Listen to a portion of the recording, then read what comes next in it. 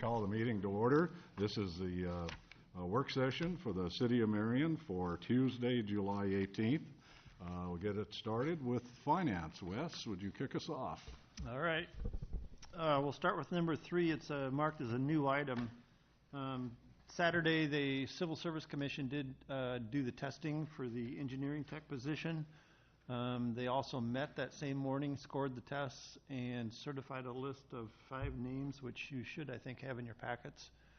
Those are to be received and filed, and then once you do that on Thursday night, then engineering would be able to proceed with the interview process and selection and that type of thing. But that is on the agenda to be for Thursday night. Any questions on that one? And it's in the budget, right? It was approved in this year's budget. Yeah, this is actually a replacement. Brett Southwick was a mechanical, and he took a job in Kansas City, so we're replacing him. Okay, thank you. Okay. Okay, number 4, that's the adopting a final assessment schedule. This is something we do every quarter. These are like the delinquent fees, housing rental inspections, lawn mowing, those type of issues that we've billed several times, and now it's gone to the collection process. So every quarter we bring it to you to adopt that schedule, and then we'll turn it over to the county. You should have a listing in your packet too on those people that do compose that list. Okay. Questions on that? Okay. Okay, number 5 through 11 are all related.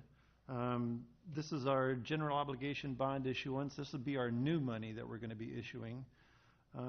You'll see several public hearings, which is a little bit unusual, but 6 through 10 are all items that are subject to a reverse referendum.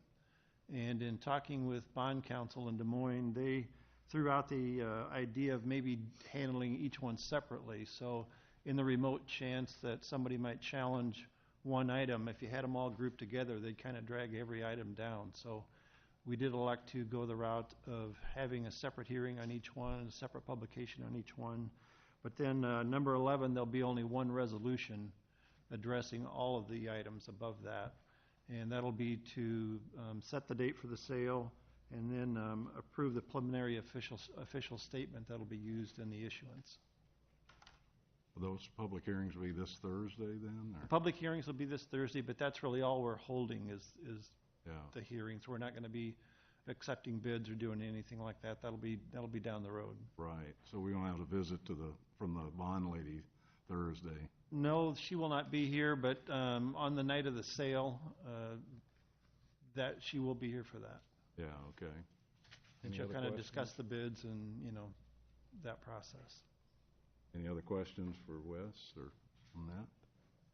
Okay. Number 12 and 13 is, again, that's a bond issue, but this is a refunding issue. These are bonds that were sold previously in, I think, 2009. There was a couple issues in 2009, and the interest rate was a little bit higher at that point, so we can reissue those or refund those.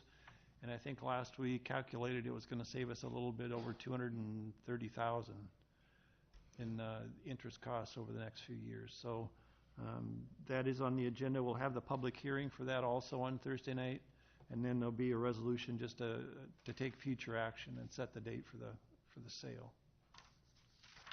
Yeah, that's a good savings. Pardon? I said that's a real good savings. It is. It's one of the better ones, yes.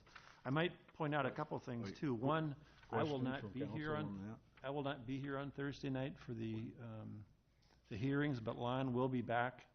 Okay. And we'll be here for those to answer any questions or comments that you might have. And the other item I wanted to bring up is tomorrow afternoon, Lon and I are going to be meeting with our rating agency, Moody's, on a conference call on both these issues to review financial information and different things going on in the city since the last issuance. We will not know the results of that on Thursday yet, but we will have that phone call tomorrow. Okay.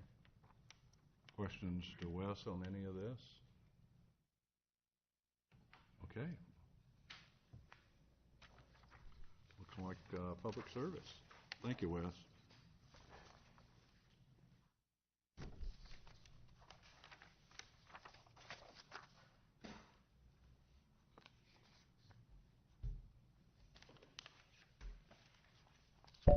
Thank you.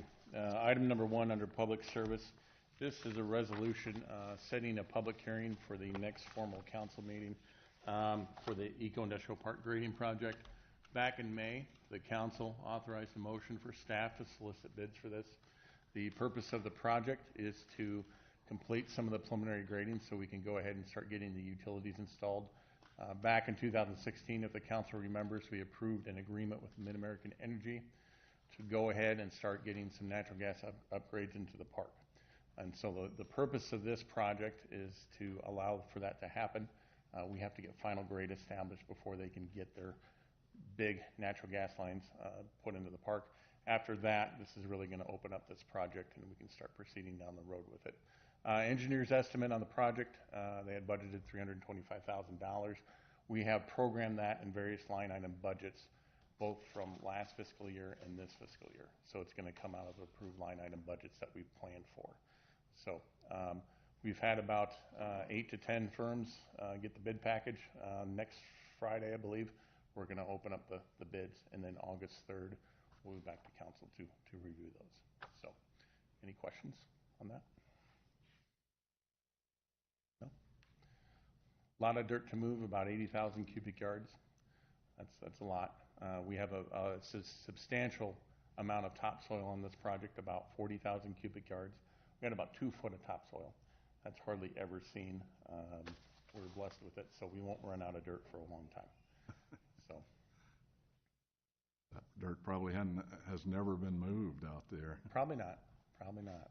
So Any other questions from council on that? Okay. okay. Item number 2. This is a motion to solicit bids for commercial solid waste collection services. Last year, the council, we made a amendment to the city ordinance to allow us to consolidate commercial collection services in designated areas of the city. The first reason why we did this is for the Art and Alley project. If you remember, we had a lot of dumpsters, a lot of different haulers in that area. So the primary objective was to consolidate those services, get them cleaned up, and then have our Public Services Board manage that. And so what we're going to do is we're going to solicit bids for commercial collections in that area. The RFPs will come back. Everybody will get a chance to bid on it. And then from there, we'll award the contract that will come back to the City Council. We'll award the contracts based on the bids. And then from that point, we see this expanding to those people that would like to take a part of this. We're not just focusing on this area. In our minds, it's a good thing when you can consolidate collections, consolidate containers, and reduce the amount of access and egress that haulers have. I believe we had 3 or 4 different haulers here at one time, and so it can get kind of messy when you have all those haulers and heavy truck traffic going in and out of these commercial establishments. So, but that's the objective of it, and we're hoping to get back some competitive bids. So, any questions on that?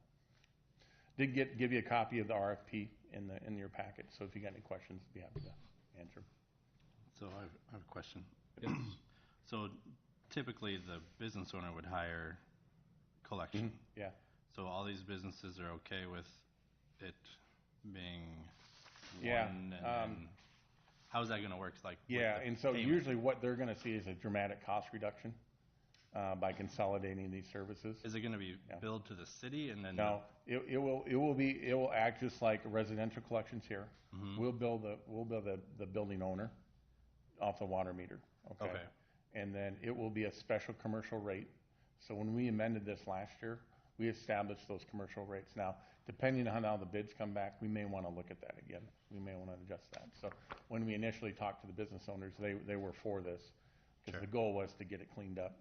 And then when we got the bids back, well, right now, we currently are doing that. We're doing this Okay. During construction. But we've seen the rates dramatically drop for those business owners. So that, and it cleans up the area quite a bit. So in that So, location, all the businesses in that block or in that square have trash behind the stage. that's correct. Okay. And so we will bill them, and I believe Amanda got an easement agreement established over in the parking lot there. And so that's what we're going to utilize for the designated collection point. Okay. Thank you. Anything else? Orion? Hearing none. All Thank you right. very much. Thank you, sir.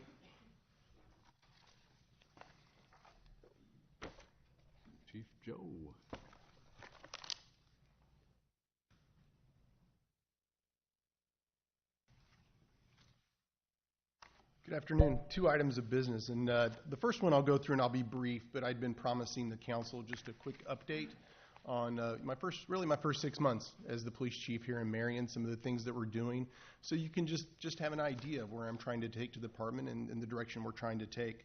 The first 6 months, just some bullets, and then we can have some discussion if you like. You know, we've established the clear roles for chain of command within the department. And we built a process to place a commanding officer on every shift, days, PMs, and overnights. That had never been done before here, and now we have an accountability measure that will lessen our liability, increase our mentorship, and give our officers that work nights and overnights access to their command staff. It builds morale and increases the productivity and responsibility that we have to what the officers are doing on a daily basis. We completely revamped our responses to armed barricaded parties, sniper attacks, and hostage situations. The officers now have a process in place that's termed an Operation 100. It's very specific in working with procedures, specific actions that the officers have to take. It will work well in concert with the fire department in responding to those types of situations. So if you ever hear the term Operation 100 being called, that's it. We're dealing with a situation that's going to require an inordinate amount of resources, time, and commitment to resolve it safely. We've standardized our primary duty weapon. The officers will be trained on it within the next 2 weeks. One thing that'll do for us is increase our training standardization. When the officers are using the same weapon, our firearms instructors can then concentrate more on the specifics on what that weapon can do and what it can't do. It reduces our armory costs on maintaining the weapons. But the biggest thing is it will decrease the funds that we're spending on multiple types of ammunition. 45, 40, 9mm, all these different types of ammo, they're very expensive.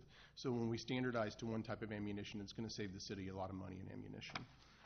We've established a really good foundation for growth, and this is one of the biggest things that we've done in the first 6 months. We're partnering with the University of Iowa and the University of Cincinnati.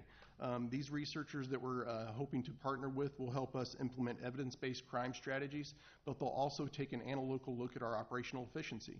Have an outsider come in and tell us, you're doing this well, you're not doing this well, you could do this better, and it'll really help me guide you better on the way that we're taking the department to get us a better baseline on how not what we're doing right now, but what do we need to be doing 3, 5, 7, and 10 years from now from the department. We've implemented and put in place a crisis intervention team for the department. That's officers that have special training to deal with mental health issues.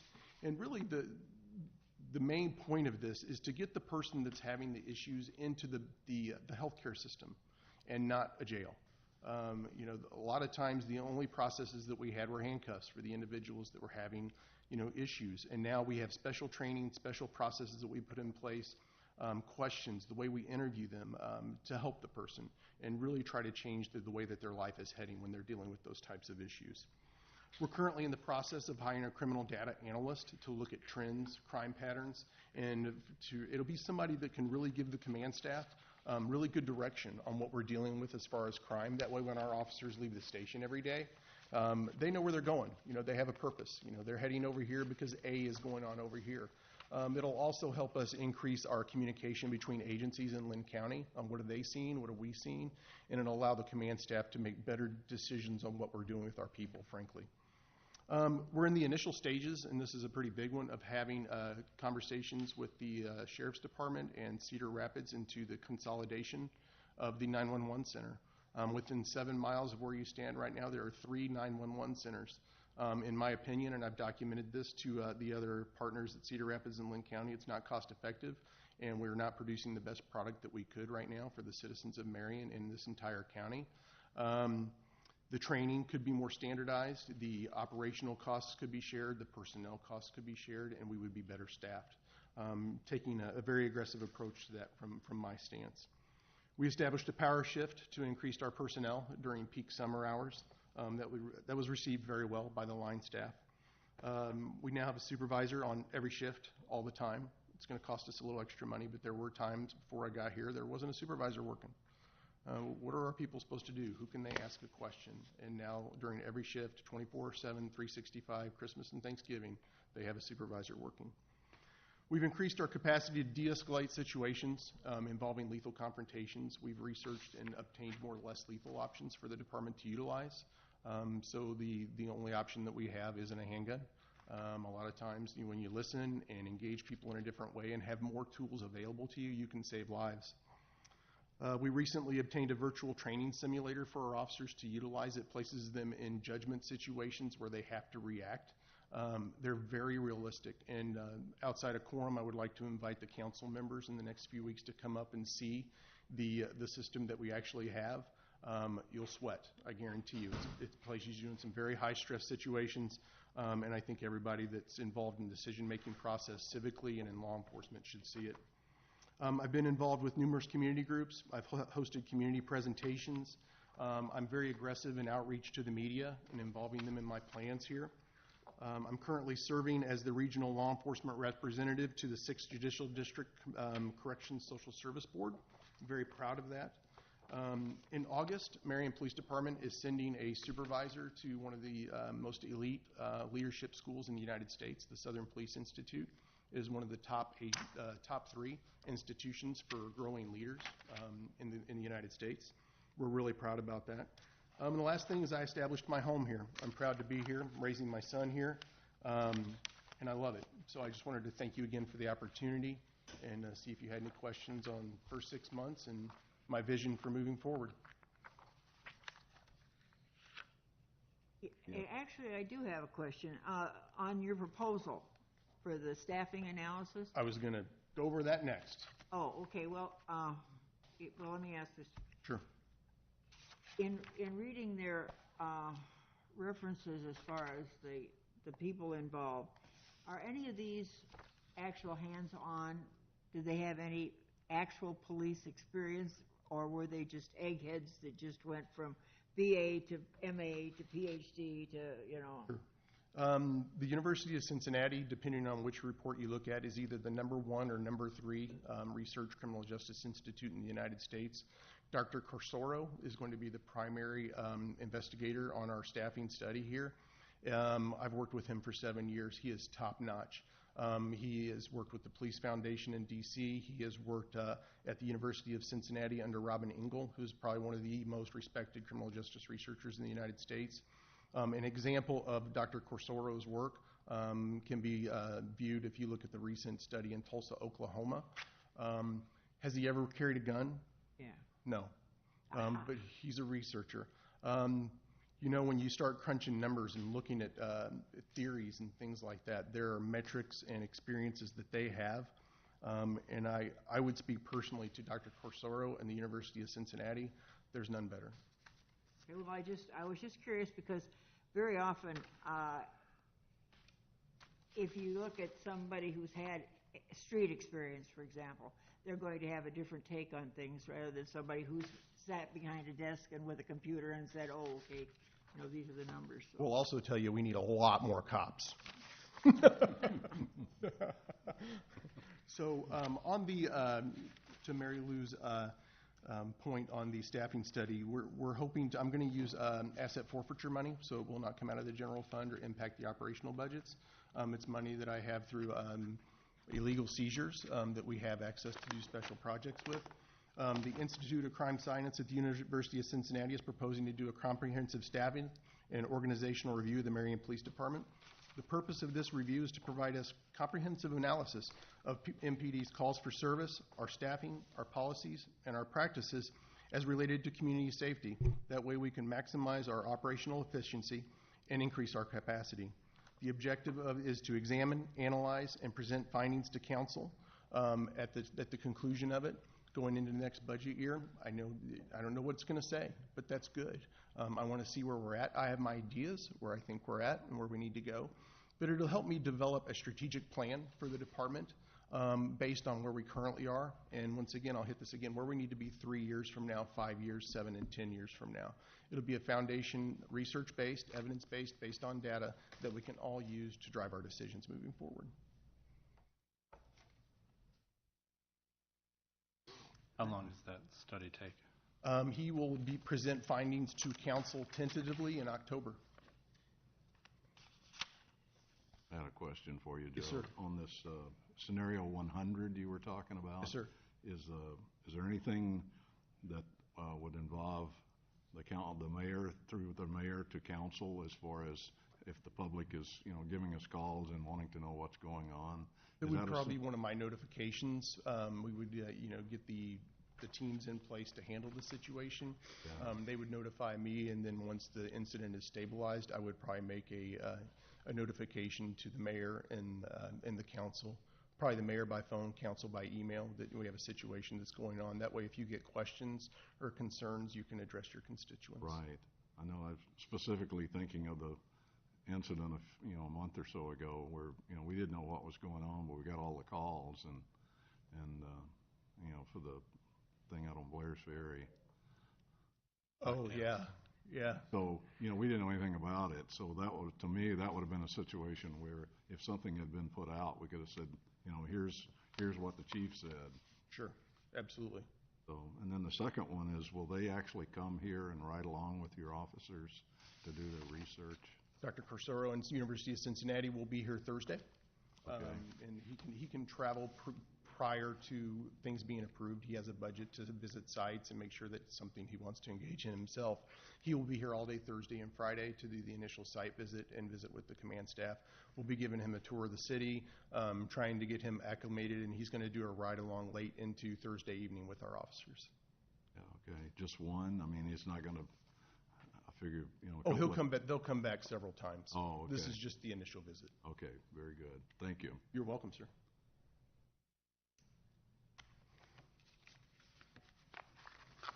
I do have a question about something that's not on this agenda.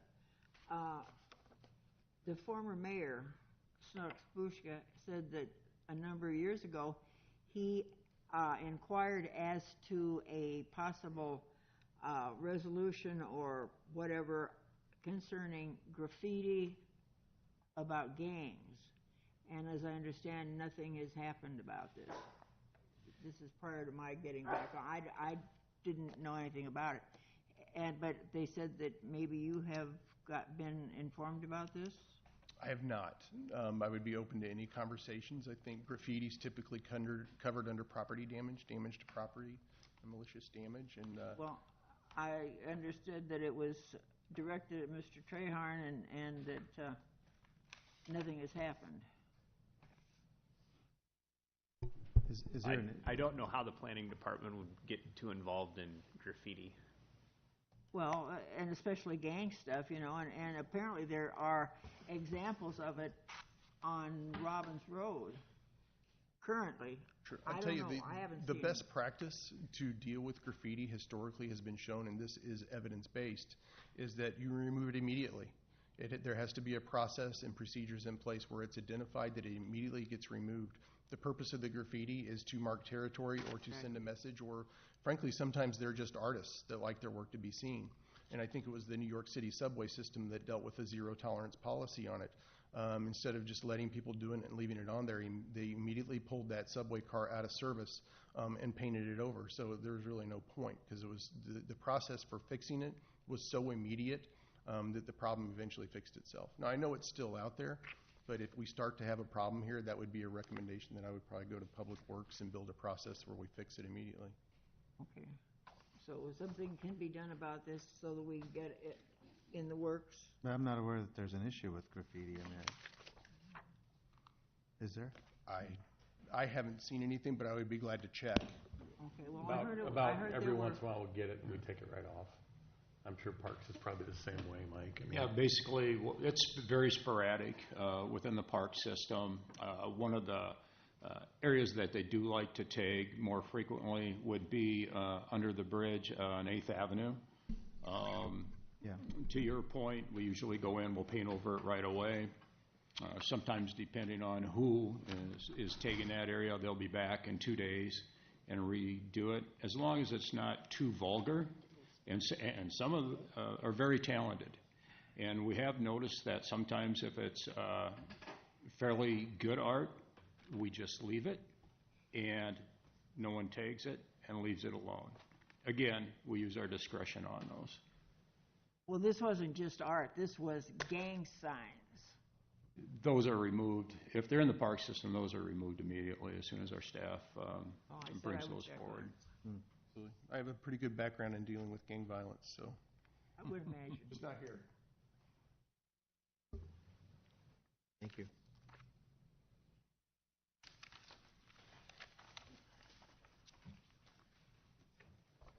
Engineer? Thank you, Your Honor. We'll start with items 2 and 3 under engineering, which is the 31st Street Rehabilitation Project. This is one of our neighborhood projects, neighborhood street improvement projects, as budgeted and within the CIP. This is a full-depth patch project of 31st between 1st and 3rd. We did recently receive bids. Find the right page here. We received 5 bids on July 11th. The low bid was received from Eastern Iowa Excavating. They have done work for us in the past. The bid was at 89.1% of estimate at $134,987.99. Work will begin no later than September 11th and will include 20 working days. We'll be down there. We will have a full lane closure, half width, if not full width, for a period of time while that work is going on. They will do a full depth patch, and then we'll do grinding to improve the smoothness of that section of street. Questions? Item number 4 is a project we're doing with traffic signal funding that we have. Each year we're budgeted and within the CIP money for traffic signals. This year we're using that funding to include a beacon project, pedestrian beacon project. We originally started out on Alburnett Road. We've changed the name now, just taking out the Alburnett Road, because we did add a location on South 15th. Because of the upcoming development and some of the existing development up on North Alburnett, we've seen a lot of need for the traffic, or the people on the west side of Alburnett, to get to the school and Delisle Park on the east side. So we have looked into pedestrian beacons at Echo Ridge and at Oak Park Circle. Those 2 locations will be solar, self-activated crossing locations with painted signals or painted crosswalks and ramps with the appropriate signage. We're also looking at the location on South 15th between Starry and the high school, Marion Independent High School. We have a non-ADA compliant location there, so we are looking at putting in beacons, ramps, and locations for the students to get from the west side to the east side and vice versa between the 2 buildings. We can do that. There will also be a solar location. We are proposing the work program, which would include an estimate of about $165,000. We think it'll be less than that, though. We'll receive sealed bids on August 29th, and work will begin no later than October 2nd and have 30 working days. Questions on that? Questions? So the 165 was for all 3 projects? That's all 3. Okay. It was a little confusing in the packet, like the 15th was not included in the money, but I understand now. Yeah, and we think that we've looked at the solar option now, and we think that we can do each installation. The signals are about $21,000. It depends on each location, mainly with sidewalk and ramps and so forth. Out at the Oak Park Circle location, we have to get back around those basins out there, so we're putting in quite a bit of sidewalk to tie into the existing system out there to allow the children to get from the west side over to the sidewalk, which will take them into Oak Ridge School there. Did you say that on, so what would that be, the high school side on 15th, you're going to make a ramp? Yes, there'll be a legal ramp on both sides now. Are all of them going to be a push button, like at a crosswalk? Yes. Okay. If you go out at Boyson at the Cedar Valley Trail, yes, were just recently installed, exactly like those. Gotcha. TAPCO provides a really nice unit now that is becoming very popular. So. And they will be on both sides, right? Yes. I don't know if it's marked later in here or not, but talking about doing the sidewalks around the retention ponds there up on Alburnett, and it said I've been trying to get a hold of the owner. Who owns those ponds right now? Well, Dave is Maybe determined. That's under planning. I don't remember where it was. Dave Hockett has determined the owners, but we're not getting any response back. We are doing a resolution necessity, right, asking council to do that so that leaves us options in the future if and when we need to assess for those, so we can try to get our money back. Chances of that are pretty slim, but at least that gives us opportunities in the future to follow up with getting our money back. Okay. Dave's been dealing with them for years and cannot. Those were sold at a sheriff's auction sometime in the past, and the ownership is pretty vague, and just not much ability there to follow those or find those people. So Everybody's shaking their head. it's been an odd situation. So Yeah.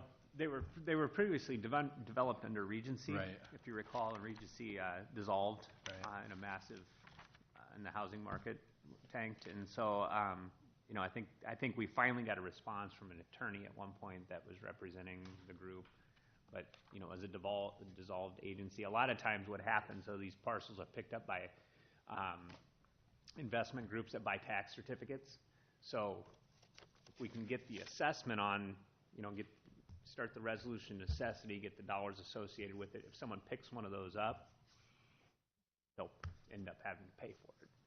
So, but if they do a lien search, which some of them do and some of them don't, they may actually see it. But I can tell you that past practice is that some of those guys just buy them as soon as they can. So Right. that's the only way we can resolve the situation. If we waited till we had an owner we'd never get a sidewalk in there. So, yep. Okay. item number 9 under engineering is just a motion to receive and file the asbestos survey report for the Seymour Trail Alburnett Road extension project. I did present that or distribute that last meeting. Hopefully you've had a time to look through it. All I'm asking now at this point is to receive and file that. Any questions on that? And you have no concerns with that report? Right? No, Terracon does a good job. They work regularly for the Iowa DOT. They do that same process for them. They're all certified, do a full, extensive survey and sample collection. So. Okay. They didn't give an estimate, though, as to cost, did they? Cost for? For, removal of the overpass. That was not part of their scope. job. We were just doing an Okay. asbestos evaluation. Last item, number 10 and 11, is the Lucor Road reconstruction project. As you're aware, that's from the bridge up to Hunter's Ridge Boulevard Road. Can't think what that is. Anyway, on July 11th, we also received 5 sealed bids with a low bid from Abode Construction for $1,493,857.25, or about 85% of estimate. We have, of course, worked with Abode in the past, looking forward to doing some work with them. Work will begin no later than August 14th, and we'll have 145 working days. So if you can imagine, this will go well into 18. Part of that is that we will not allow them to start until after Winslow Road. The current reconstruction of Winslow is open to traffic. The downside of that is that we're going to close again Winslow. I think some of you have seen emails. We have a new development on the north end of Winslow that will be closing that segment to repave that. And then we will be looking at the future intersection with Tower Terrace, which will be closed as well during that time. So we're encouraging, trying to be open with the public, trying to encourage them to go other places, try to find other routes. There are ways to get around up there now other than that. So it will be difficult, but a lot of Lucor will be doing in 3 or 4 phases, so there'll be different sections of it closed. Are recommending award of that contract as well. And you actually put out detour, showed a suggested route detour. We do have a posted detour out on site. We do not typically, not knowing where people are coming or going to, we do not post. We do post our detours, but we do not really try to direct people where to go. So. Yeah, would that be something that might help if they did? Or? Well, we do we do put online our posted detours, so hopefully they would follow that to wherever they're going. Yeah, but I mean, actually say, don't go here, go that way. Yeah, we're pretty comprehensive with it. We'll look into doing more of that then. Okay. You know which end they're gonna start at, Ken? Pretty sure the south end, but we haven't had a pre-con yet, so we're not really sure of that. But I think our phasing begins at the south end. We also have, working with the county to work on the bridge deck south of there, and we're actually going to overlay that deck, and that needs to be worked in conjunction with the reconstruction of Blue Course. So the timing of that is partially part of the problem. So. We need embargo signs closer to that bridge right now. We got some big trucks going to the landfill again. I followed them the other day. So we need, the embargo sign is back quite a ways. It's at the intersection with Indian Road. Could we move it up so they? I'd probably add one, because I think, if I remember right, we embargoed the roadway, correct? Yes. So, I mean, I can add another one by the bridge if you think that would help. It's going to close here pretty soon, so I wouldn't get too. I'll follow them and get some license numbers for you. That would help. We can address it that way too. And given the fact that once they get to the bridge, there's no place for them to turn around is part of the problem. Because the deck is getting in bad shape on that. Okay. I actually had one other item with the development of the property at the northeast corner, 15113. As part of our developers agreement, we have agreed to apply for a traffic safety improvement program funding for the signals at Hennessy and 151. It's about a $500,000 project. We're asking to add on the Thursday agenda support from council to apply for that funding. It has to be in by August 15th, so looking forward to doing that. You would be, by doing that, you're committing to maintain those for 20 years, which we would anyway, and would be matching funds, which are pretty limited. I think there are not any actually on with the TSIP funding. So unless we would go over the amount that is provided by the fund, you would not be any cost to the city. Was this the Culver's intersection? Yes, the new traffic signals at that intersection. Is there a way to synchronize that with the big intersection? Yeah, they will be. So that you don't have it clear back through the other one? Well, I'm not going to say we won't have that, but they will be synchronized. So that'll be added to the agenda on Thursday unless anybody has a problem with that. Thank you. Planning?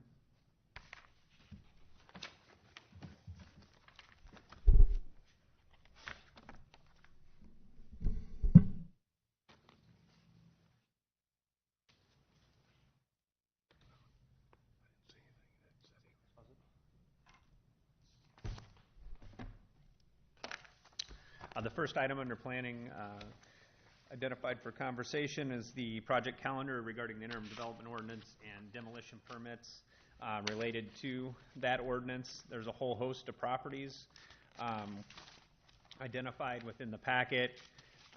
Most of these, the council's been, all of them, the council's been involved in the acquisition. And obviously when we acquired these, we were coming to the council for acquisition and demolition.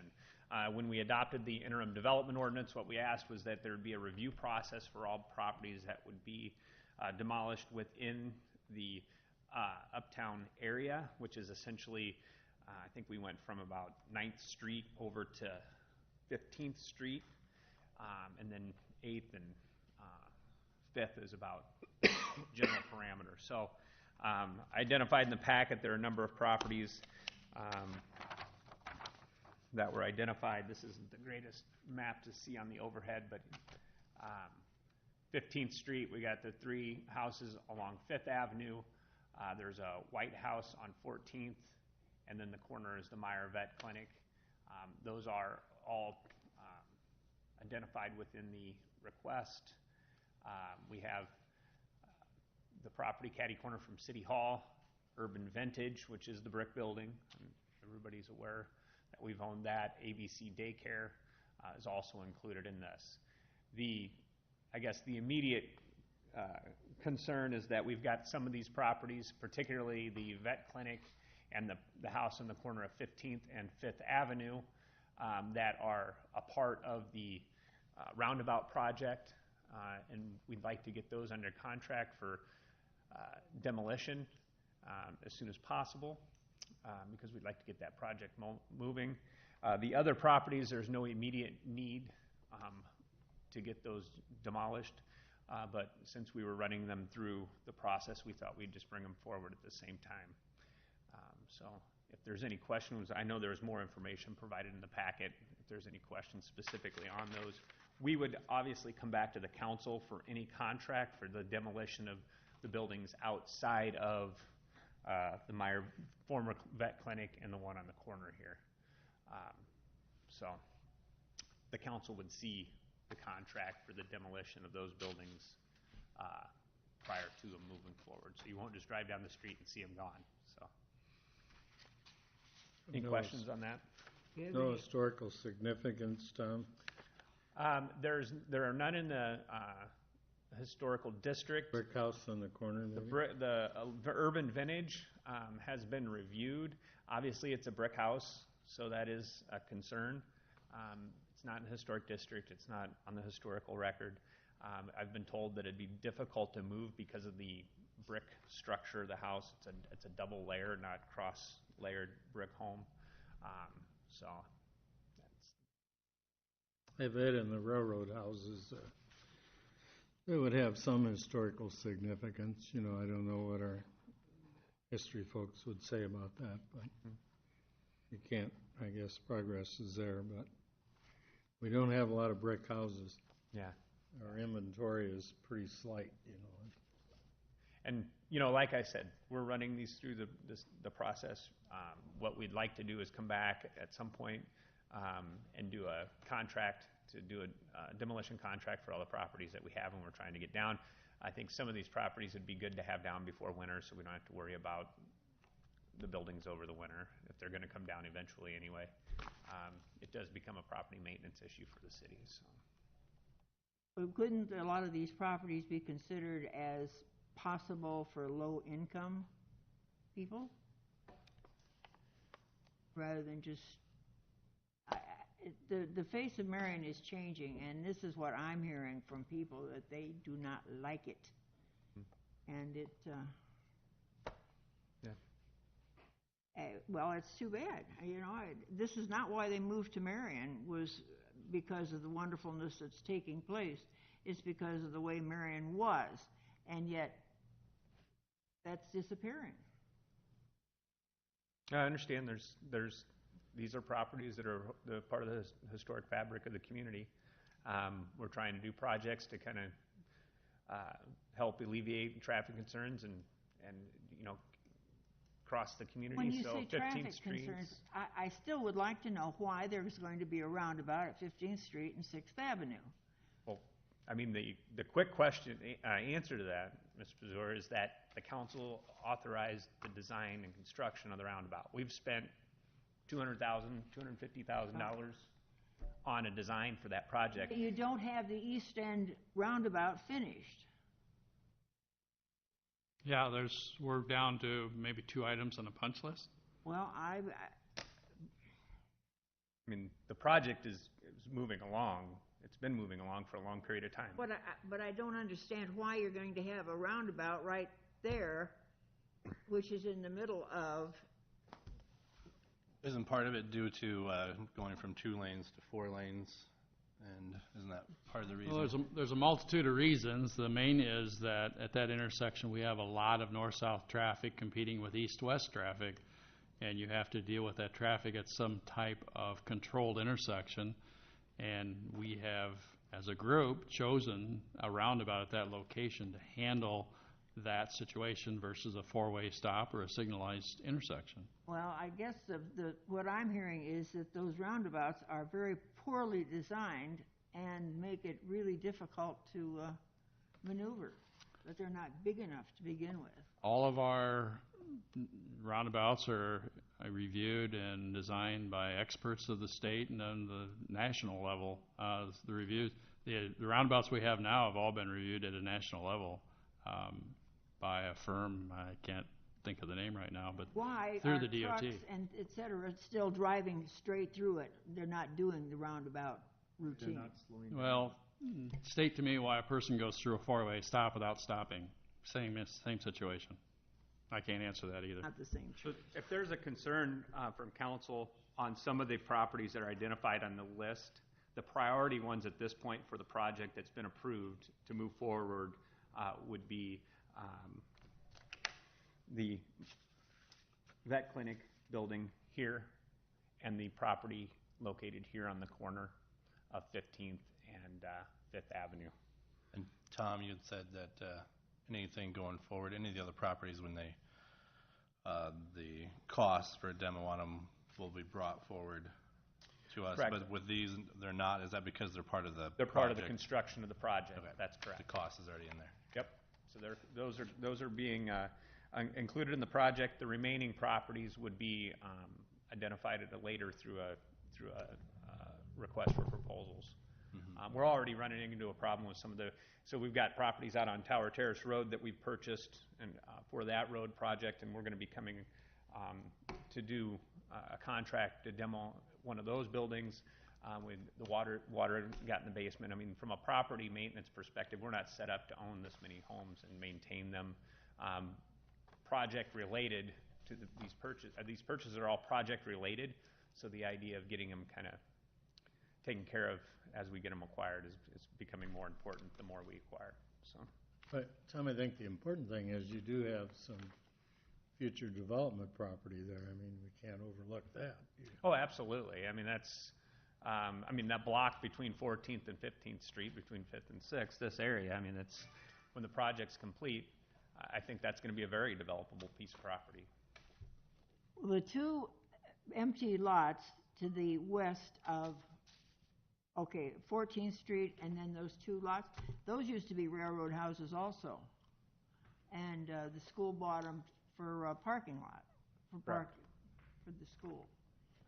So, I mean, it's like, what the heck? Tear everything down. And like I said, there's no need, this is not a necessity that they're expedited at this point.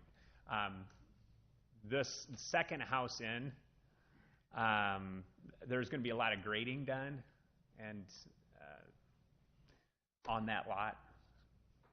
But I think it can be worked around within the project.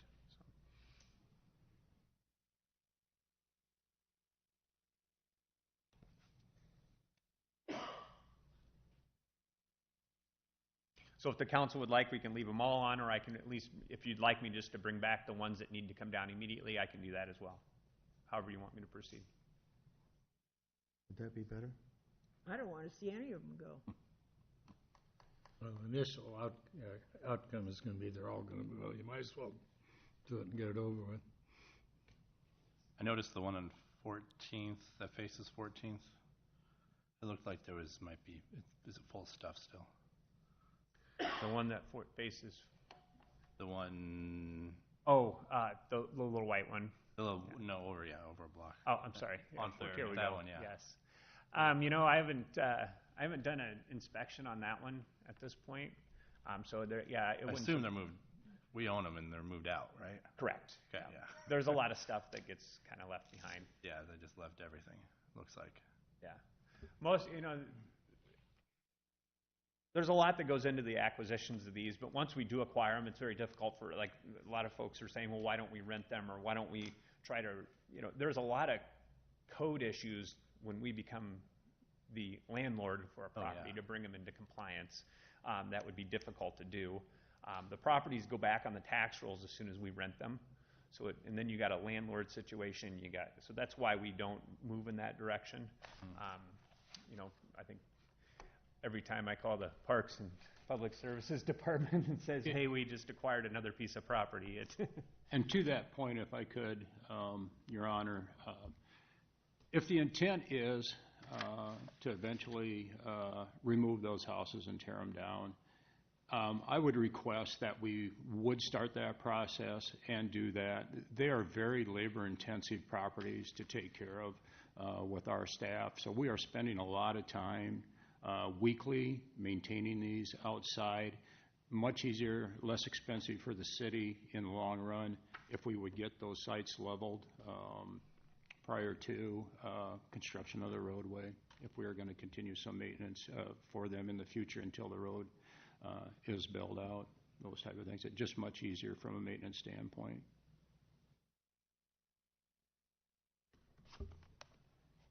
I guess I'll say, I mean, we made this decision 10 years ago to go with this Central Corridor project, and we knew that this east side was going to be the painful one for housing. So, you know, we made the decision to do this, and, you know, even if this hadn't been a roundabout, what engineering is telling us would have been a four-way traffic that would have taken up these houses. So roundabout or not, these houses would have been gone no matter what we did for the project. So let's get rid of them, take the burden off of parks, and let's keep going, keep marching east. Yeah, do them. Get over it. 10 years ago, Mary Lou, we made that decision. Well, I was on the council 10 years ago, and when that whole thing came in, there was one roundabout, and it was approximately 16th or 17th Street, and that was the only one. And that was going to alleviate the traffic on 7th Avenue.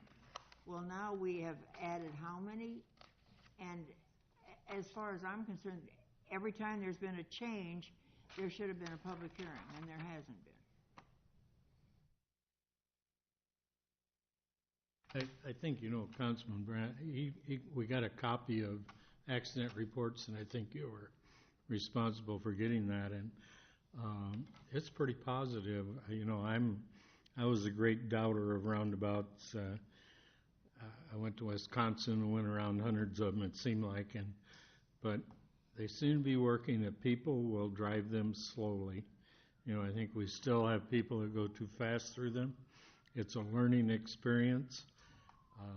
Cedar Rapids is talking about 5. That certainly will teach people more how to drive them.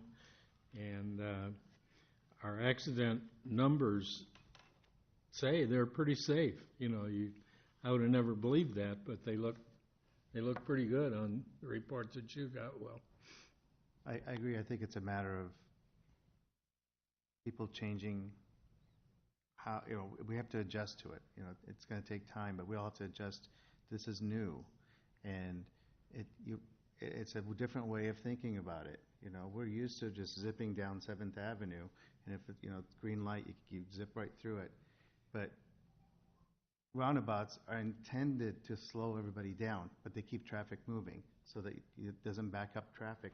I've been in places where they're the exclusive method of traffic control, because there's so much traffic that if you put street lights or stoplights, it would just back up for miles. But everything keeps moving, but more slowly, but everything keeps moving. People aren't stopping and idling. And, we have to change the way we think about it. When you approach a roundabout, you have to slow down, and you have to take it slowly. Those trucks would not have an issue going through a roundabout if they really followed the speed limit that is set there. I've seen mini roundabouts that make the mini roundabout we have on 29th Avenue look like a major roundabout. They're so small, but everybody gets around them, trucks get around them, and they're fine, but they go the appropriate speed limit that's appropriate for maneuvering around that roundabout. And I think some of the complaints, I guess you could say, with the roundabouts that we have on each end right now is the project's not done. People don't understand what it's going to look like when it's done, and once it's done, it's going to make total sense. But right now, it's kind of, well, there's this roundabout in the middle of nowhere that goes nowhere. Why? Well, give it another year, and it'll totally make sense. I think it's really encouraging that we've said at the library on Saturday, and the state driver's license manual now has 2 pages on roundabouts. Prior to that, they didn't have any, so the state has recognized that these things are happening in every community, and part of the testing for your driver's license now is the roundabout. So, nationwide, all the safety factors look strong on them. And believe me, I have a wife that won't drive around them, but a lot of people don't. But thank God they're working, Okay. The next item identified for conversation is number 3. It's a resolution approving the request by Travis Salter regarding Anytime Fitness. This isn't a big addition to the building, but it is a part of the IDO, so there will be a review. You can see it's the current cash advanced Yin Ching and My Cairo. If you noticed, they're going to purchase the entire building, and when they do so, they're going to add a 15-foot addition to the the west side there, and so they'll be formalizing the front facade there with some signage. They're going to match the brick into what's the building currently is. So it's not a major improvement, but this is going to be a major expansion for the business. If you recall, My Cairo went down the road a little ways into one of the converted homes, and so anyway, they'll be working forward on that. Planning Commission has reviewed this and is supportive. Any questions on that? It's pretty small. Does Yin Ching stay there, or are they? I don't know I actually don't know. I should know that, but I don't. I don't know what they're proposing to do at this point. I think it said their lease goes through November, and they're working on finding them a new location. I don't know if that was in the packet or I read that somewhere else. I don't remember. Could have been the Times. Was it in the Times? I don't know. The next item on Thursday, there'll be a public hearing regarding the ordinance amendment for the Tower Terrace Road zoning to provide for the reduction or the hours of operation to be extended in certain areas along that corridor. The council directed staff to proceed with a review of this about a month or so ago. We published a public hearing and went to the Planning Commission with the request to eliminate the hours of operation on the C3 district. The C3 is in red. 10th Street here, Alburnett. The blue is 01, more of an office use district. The red, I provided a great deal of history in your packet on that zoning district, and if you have questions on it, let me know. But essentially where we're at, there are hours restricting the operation of businesses past 11 o'clock, 7 days a week in this area that's identified in red.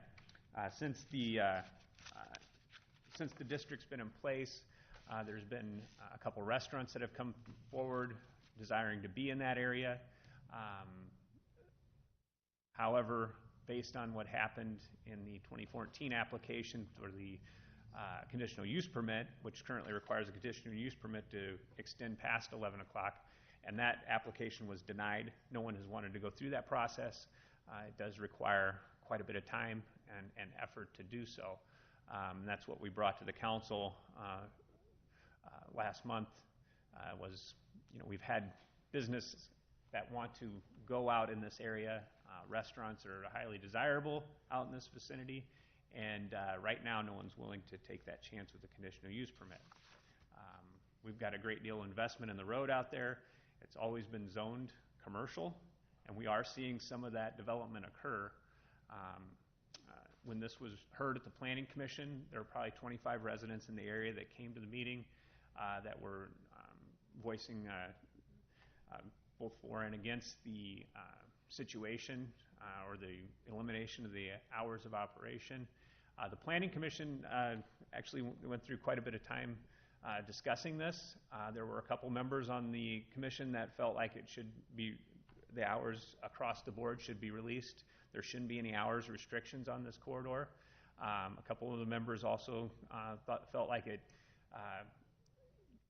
taking it away from the entire area may not be the route to go.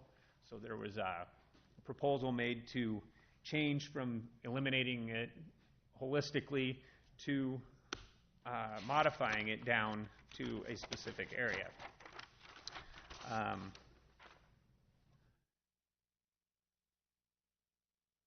This map just kind of shows the aerial. I thought it'd be good to just visually understand what's going on out here. 10th Street again, you got office development in this vicinity and commercial retail. This is the location of the new Park Schmidt building out there. That's going to have commercial and office space in it. So this is zoned the C3. This is currently zoned C3. The area north is zoned C3, as is this piece, the area identified in red and around ESCO, and this corner piece here. I would continue to just let the council know that the area here, which doesn't get discussed a lot, it's been zoned O1 since I've been here, so it's been there for 16 years as an O1 use in that area. So there is the opportunity for development out here commercially. I think a lot of folks drive down that corridor and they look around and they see all the housing and they don't think that that's something that's afforded or the opportunity isn't there for it. It is most certainly there and has been there for, well, Mooney Ingold rezoned, I believe, the first time in 2003, so it's been there for quite some time. The area that is identified in red, basically north of ESCO and to the west over to Irish Drive, is the area that the Planning Commission recommended that the hours of operation be eliminated so that they can operate there without the restriction.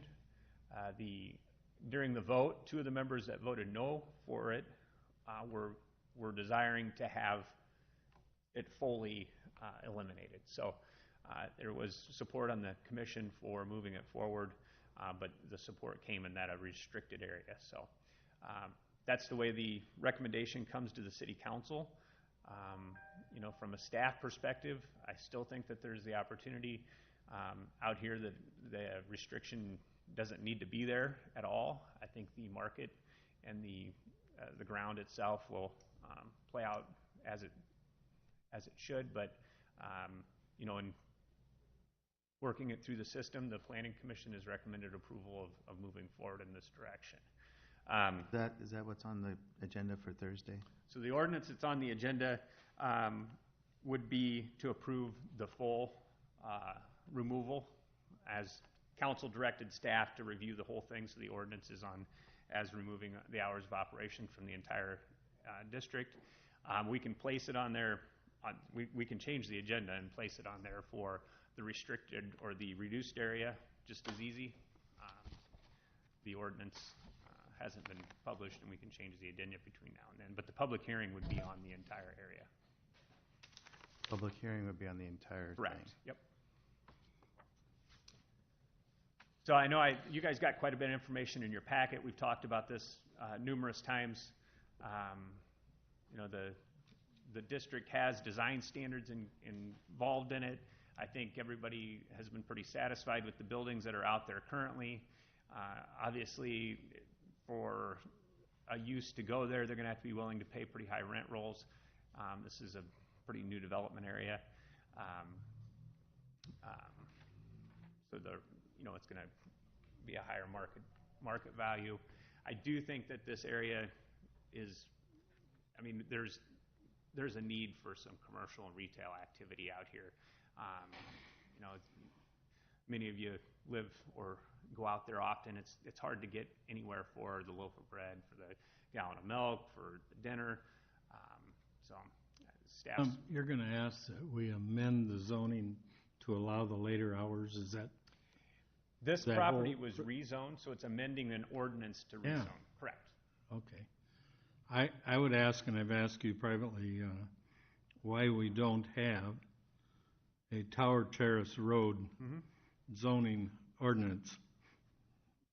Yes. Because we're going to have more development as we go along. It seems to me like we should have a ordinance affecting all of Tower Terrace Road. We want it to be commercial. We want it I would agree. to develop. Seems that'd be difficult to Well, write, wouldn't it seems like it would not be. Why don't we just create a That district? seems easy to me. The problem is that we're operating with a zoning ordinance that is so old. And I brought this up before. We've actually had people do work on a zoning ordinance, but it's never been completely redone. So as I indicated when we had the conversation previously, when I brought it forward, a lot of the uses within our zoning districts are antiquated and they don't really address what's going on. When we create a new district within our code, we have to fall back to the uses that are already established within the code, unless we just start rewriting, and it becomes a very cumbersome and complicated ordinance. That's why you see most of the rezonings that go to the planned development district, so we can kind of outline those. But it isn't just an easy create its own district type situation. To me, it would be the easiest way to do it. Yeah. Well, I think You say it's easier than it sounds, I'm sure that's true. working within the confines of the code that we have, I mean, it gets to be a little cumbersome. But I agree. I mean, I think that we've got some draft district boundaries, and it's just moving it forward. With I'm not here to, plead to the council. I know you guys just authorized us for another position, which is great. But we got a lot going on, and to just take a holistic look at the zoning code, which is approximately 1/3 of the city code, and I don't know if that thing's sitting around here, but it's about this thick. It is a substantial process to go forward, and it almost takes one person working fully on that. There it is. So, I mean, it is a... The thing about it is, though, if we had a zoning for Tower Terrace, I'm sure that people who live along here, somebody's said to them, a realtor maybe, nothing's ever going to happen behind you, That's the arguments we get. Mm-hmm. If we had a zoning for that whole area, that would be eliminated. If somebody was buying a house over here, they could say that's part of the Tower Terrace zoning, Yeah. and these are the hours. The realtor doesn't Well, know what they're doing. So right now, if a restaurant wanted to go in out there, they would have to get a conditional use permit. yes, to go past 11. Correct. So they would have to go through all the hoops to do that. Correct. And no one's wanting to do that, is my understanding. So the businesses that are looking to go out there don't want to go through the hoops to get the, okay. So when the zoning, because I sold a house on Barrington, I forget what year it was, but I think I talked to Dave when I called up here to find out about what was happening behind the house, because it backed up to the field. And I was told that there was, restrictions in place of the design of what can be in there. Was that when it was under planned development then? Those restrictions still exist. Okay. So there is restrictions currently on how the buildings can look. Yep. The only issue is that they can't be open past 11. That's correct. There's use restrictions to the commercial districts, but I mean it's Correct. So yeah. like with no gas stations, was that, or convenience stores, was that? That was eliminated from that. Yep. So there can be convenience. Cannot be convenience stores. I think it may have been a conditional use actually within there. Okay. There can't be a gas station in this area? I thought that was part of the discussion at P&Z when we rezoned it, was because a gas station wanted to go in. That was part of the discussion, and that's why the time limit was put on there. And Well, I believe it's a conditional use within the code right now for a convenience store, but yeah.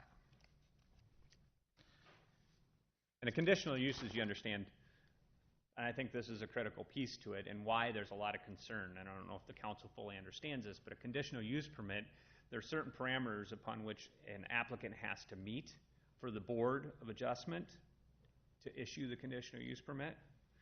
Those parameters, they're interpreted by the Board of Adjustment. The council has no purview over the Zoning Board of Adjustment. right.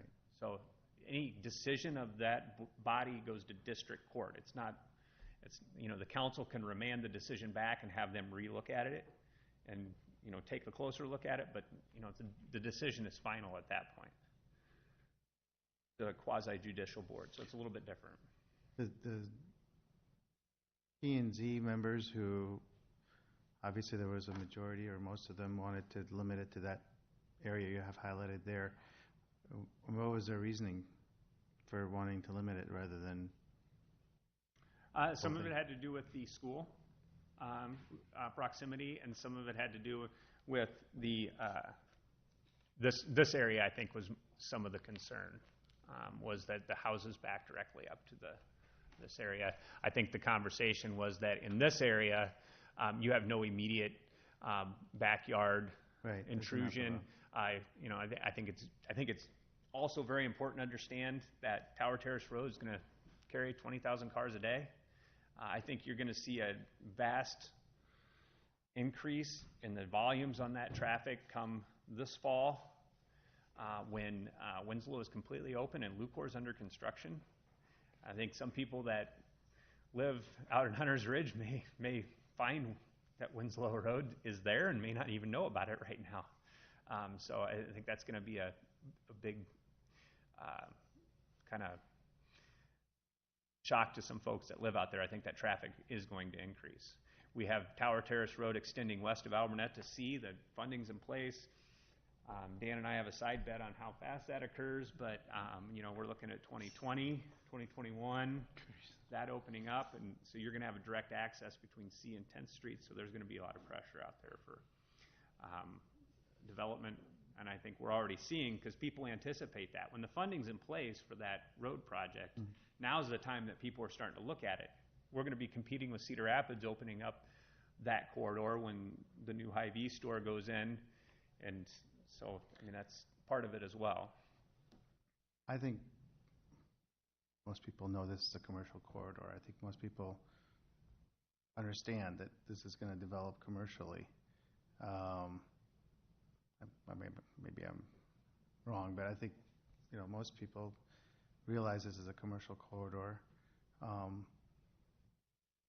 The reality is, it does. There are some areas where it's there's not a lot of buffer between the homes and where the commercial development's going to be, unfortunately. So I think you have to look at it on a parcel by parcel. My personal view is you have to look at it on a parcel by parcel basis and make a reasonable decision. I think what you have highlighted in red there, I can support that. I'm not sure I'm prepared to support the rest of it at this time, but want more time to think about it. But that's my personal view. You through? Yeah. The only thing I see is the buffering on the east side. I don't know. I was looking through the ordinance and I didn't see any buffering between the residents' backyards and where the commercial section starts. I wondered if anything is done in that area to change that, to assure that there's some kind of buffering. The buffering occurs when the project develops. So just like when ESCO went in, there was a landscape buffer that was placed. Right. Not only landscape though, but whatever would go in there. You could possibly have people wandering in their backyard. If you didn't have fencing or something like that. And I looked through there and I didn't see anything that said anything about that. There's three options for buffering between commercial and residential. It's not within this code. It's within the overall. It's in the landscaping requirements for districts. So they could pick one of the three bufferings when they bring their site plan in. Yeah. One is fencing, one is landscaping, and one is berming and landscaping. Yeah. Who decides that? Do you have the option to require that, or? They have the option to provide one of the three. So they pick between one of the three. Yep, and the standards are outlined in the ordinance, and then we review it when the site plan comes in.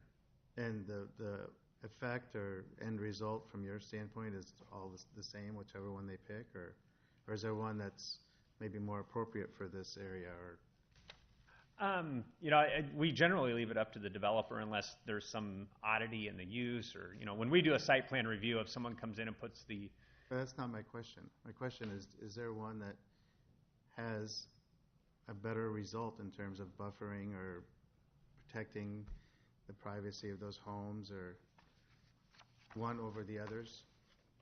I guess if you Great. were adjacent property, you'd probably say a fence is the best. Yeah. Some may say buffering if it's higher or lower. There's elevation changes to what the business activity, if it's a purely office use. I don't know that anybody really It has depends on the use. Yep. And we get someone that wants to do something that's going to have a lot of outdoor refuge. So where they place that, we have a conversation with them on that. If you want to put it here, we'd really like to see it over here. So there's conversations in the site plan review process that go on. It's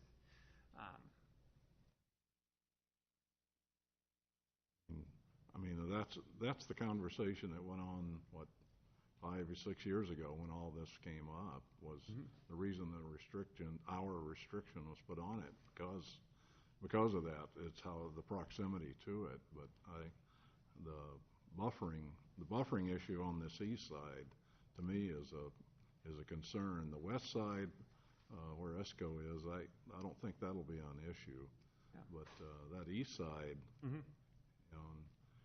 unless, I know, don't take this, Tim, but a lot of times, not Tim, but a lot of developers tend to go for the cheapest route, and that may not be the best route for buffering. And I've said this before. We know that, you Yeah. do great stuff, and Yeah. everything what you've done out there is a great example of what you want to see. But when you change the zoning or change the rules, it's not just being changed for one person, it's being changed for all time. Something happens to you, somebody else is going to come in and do this. So it's not anything personal. I will go back, and I think this is worth pointing out, and I think I did it when we talked about this before moving forward with the recommendation to kind of review it. The C1 district provides for the hours of operation. It's outlined in the report, too. Hours of operation. That's our only zoning district classification that has an hours of operation component to it. There are not many zoning districts, communities, and I need to refresh my memory on it, but Dave probably knows. I know he's sitting back there. I don't think there's many other communities in the metro area that have hours of operation. There's a kind of a holdover from when we were a much smaller community. When the ordinances were brought forward in the planned development commercial district, that hours of operation is the last line on the last page under performance standards, and there aren't many performance standards on many districts. When that was originally zoned, we reverted the uses back, and that was covered. And there's a conflict in the ordinance. C2 has no hours of operation. C1 does have hours of operation limitations. When we were working under the planned development commercial district, staff that was not something we were even reviewing, because we honestly didn't even review it within the code. We didn't even know it was there. Right or wrong, we didn't know it was there. If you recall, the MAC has 24-hour operation out there currently. Now, that was brought forward to us when the request to rezone it from PDC to the straight commercial district was brought forward. Now, the MAC is not a legal non-conforming use. It is a legal use because it's not open to the public. The parameters for which that district exists is you cannot be open to the public for past 11 o'clock. So it's a membership-driven organization. So that's still a permitted use because it's a private organization. So, that just a little context when that was all brought forward during the C3, the PDC to C3 public hearing. I guess where I was going with that is that, if we're going to open it up for hours, instead of having the section K say hours of operation, that we specify the type of buffer we would like to see there. That's where I was I was slowly getting around to that. But, you know, because I think that would be something to assure that, you know, they get what would be acceptable for the homeowners there. You know, wouldn't get as many objections to what I know that we're going to have a room full of people. Yeah. Well, and right now, there's no review process. So if it's not an hours of, if Parch and Schmidt would have built in this area that's centered here, there would not be a review process. It would be all done internally. Yeah. I should say no public review process. So the parameters for the buffer would already exist, and we'd work through that with them during the site plan review. And that's the PDC would allow for that conversation to occur in the public setting. Yeah. But anyway, rather than go for, you know, 3 options, you know, if we had something in this ordinance that said what we wanted there, then I think that would be, you know, I think open up the hours would not be a problem then for me. Yeah. I think it goes back to, Joe, I think it goes back to what is actually going to go there, for what type of buffer Right. you would want to have. 'Cause like you said, if it's an office building that, say it's a doctor's office and it closes at 5 every day, well, Yeah. trees along the back is probably going to Yeah, be sufficient because right. there's never going to be anybody there in the evening. But if it's a restaurant, then maybe a fence needs to be up. And so I can see maybe, well, a lot more And work. But honestly, most of the time when we sit down with folks, and I mean, those conversations are had and there's an understanding of that situation. I'm not going to say 100% of the time, but that's, I mean, is that site no plan one was wants to build a still- building and then impact a neighborhood and understand that they're going to have constant complaints from the neighborhood on it. Yeah, and the site plan is going to have to still go through everybody for approval. Oh, yeah. So if it comes to us and we don't Well, like that they didn't. The site plan does not come to council. Not for the area because it's straight zoning. That was the Oh. change from the planned development commercial to the C3. You're right. You're right. That's why I said, this is yep, our yep. chance. If we don't get it in here, this is our chance. So,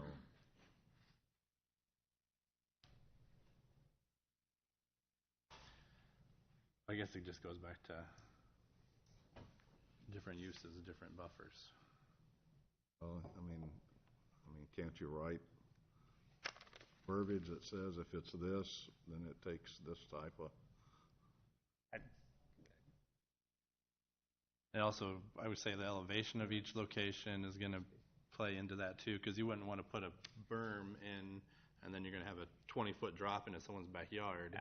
All that water is going to flow into their Right. backyard, and that wouldn't be. There's a lot that goes into it. I mean, I don't have it in front of me right now, but I can let you know what the buffer standards are that we have. You know, if you want to make sure, if you wanted to say that the fencing buffer was the requirement for this area, that could probably be written into it. I don't know if there'd be too terrible concern from that perspective. I think, do you want to Tim would like speak to on this, Tim? If you want me to come up there, or Beth gets angry with me when I talk. well, yeah, you need to come to the microphone and state your name and address. Tim Mooney, 862 Archer Drive, Marion. Thank you. Are you wanting to see a fence along that whole from 3rd Street to Stonefield Drive? A fence or something that would prevent, you know, wandering people into your backyard there, some way to, you know, that'd be my number one concern. I have no problem requiring a fence along that. And, I'd want it to be all the same fence. I Yeah. think it'd be White. important. Or something, not like a chain link, yeah. razor wire. I have zero issue with that.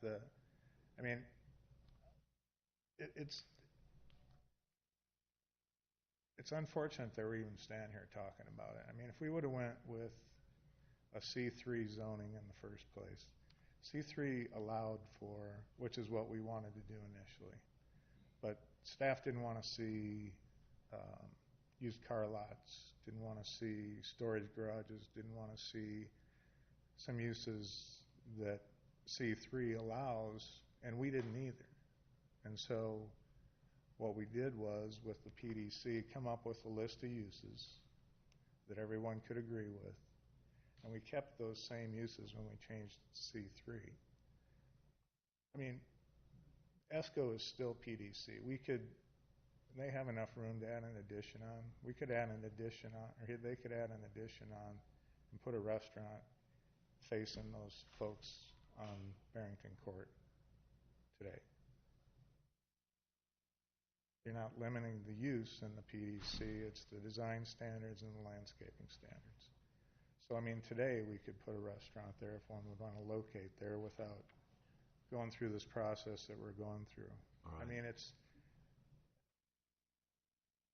it's unbelievably frustrating to me to have to, I don't know how many times, I mean, Joe, you've been here forever and watched how many times we've come back and forth on this process, and we've... At least 3 for me. Yeah, and we've... I mean, it's just to the point now where I mean, it's so confusing for everyone to even know what we're talking about when you're talking C1, C2, C3, PDC, and it's become too confused when it's really not that confusing. I mean, at the corner of C Avenue and Tower Terrace Road in Cedar Rapids, there's going to be a 500-foot long Hy-V that backs up to the property line where there's a street and there's single-family homes across the street. We're not talking about something like that. Next door to the Hy-V, people can put a restaurant in that can be open till 2 o'clock in the morning across the street from a home. What we're trying to do is not, this isn't like something that's new. It's not like roundabouts where it's causing people all kinds of grief. This is a zoning that's accepted across the United States. And it's just a situation where it got convoluted when we went from PDC to C3 because of the C1 that Tom was talking about. So I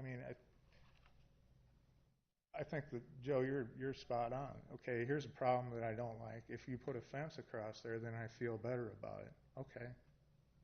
We're happy to put a fence in as long as the same fence from one end to the other. Yeah. We'll do that. Well, and if we sell a lot to someone, it'll be in the covenants that they're required to do it. So, I mean, I think we've done a reasonably decent job in the 250 acres that we've annexed into Marion and the above $200 million of property value that we've provided to this city, that we know what we're doing and we try to take care of the city. And a fence makes you feel better, fine. You know, it's when you have to talk to people that want to come out here and they find out that, why do you have all these rules? You know, it's just, you know, we have a guy that'd like to buy 5 acres to put a movie theater. And he says that, I tell him he has to be done at 11 o'clock.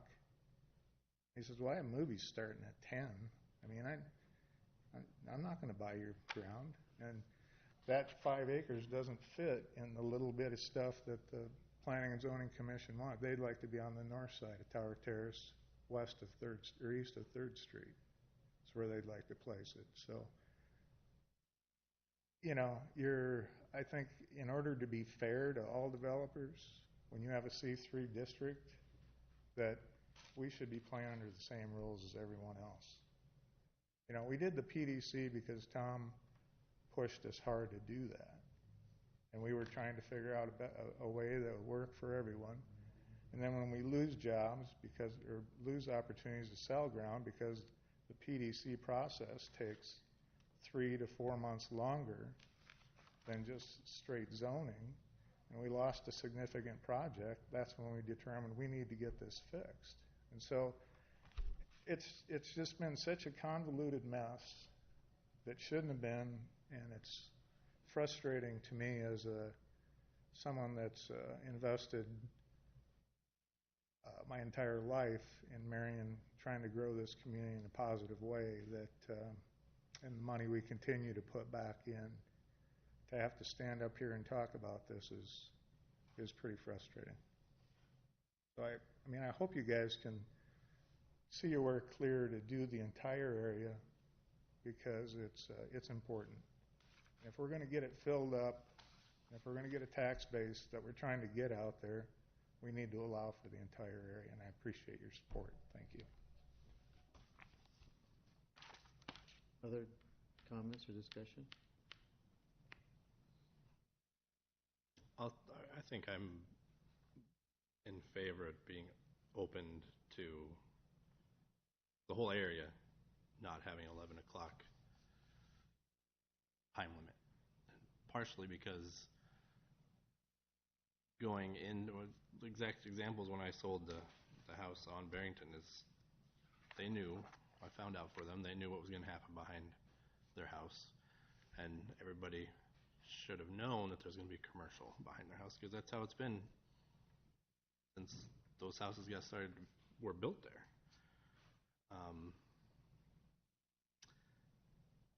I guess it's, in my mind, just doing that little sliver, I think would hurt the development out there. And I think that we need to continue to see it develop the way it was planned to be developed to begin with. Okay. Anybody else?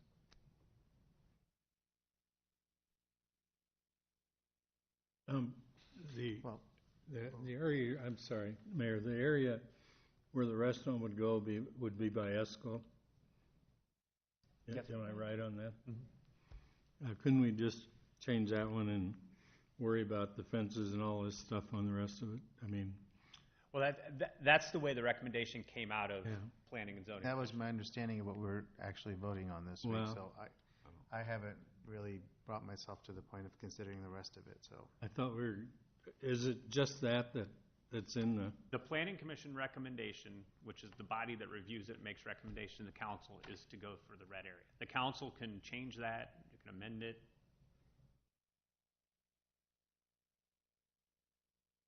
I mean, to me, that's a no-brainer. It's not, you don't need any kind of a barrier there or anything. It's already commercial, you know, I mean. Maybe if we did that one, you'd have time to write a Tower Terrace Road ordinance for zoning.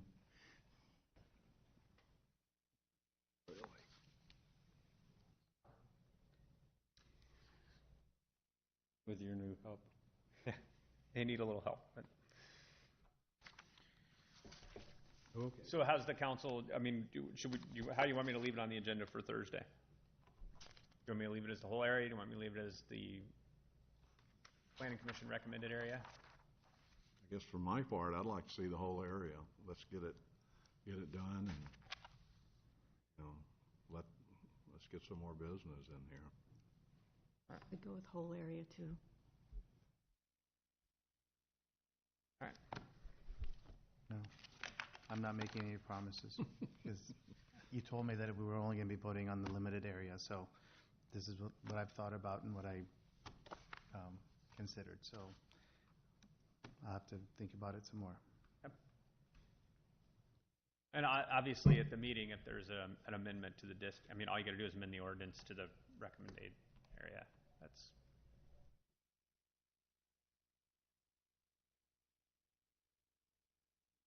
item number 12 is the next item. This is the resolution of necessity related to the outlots on Oak Park Circle, or Oak Park Estates, first edition out on Oak Park Circle. I think we talked a little bit about that earlier. It's related to the crossing. Mm-hmm. Item number 15 is a multi-tenant commercial building, final site development plan for Highway 13, 151.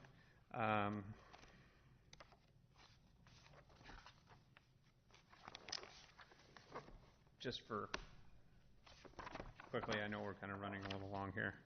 The council had in the packet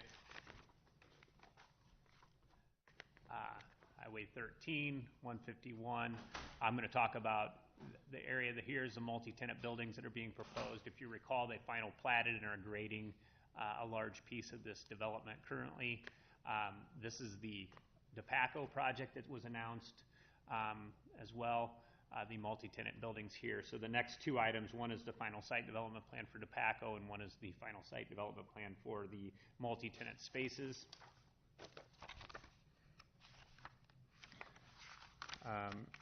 If we recall, there was quite a detailed design packet that was included in the development for this as a planned development district. I know this isn't the easiest to see, but you can see these are the front side of the multi-tenant buildings, and then the sides. So they do meet the standards that were in place as a part of the project, and they're consistent with the preliminary site development plan. I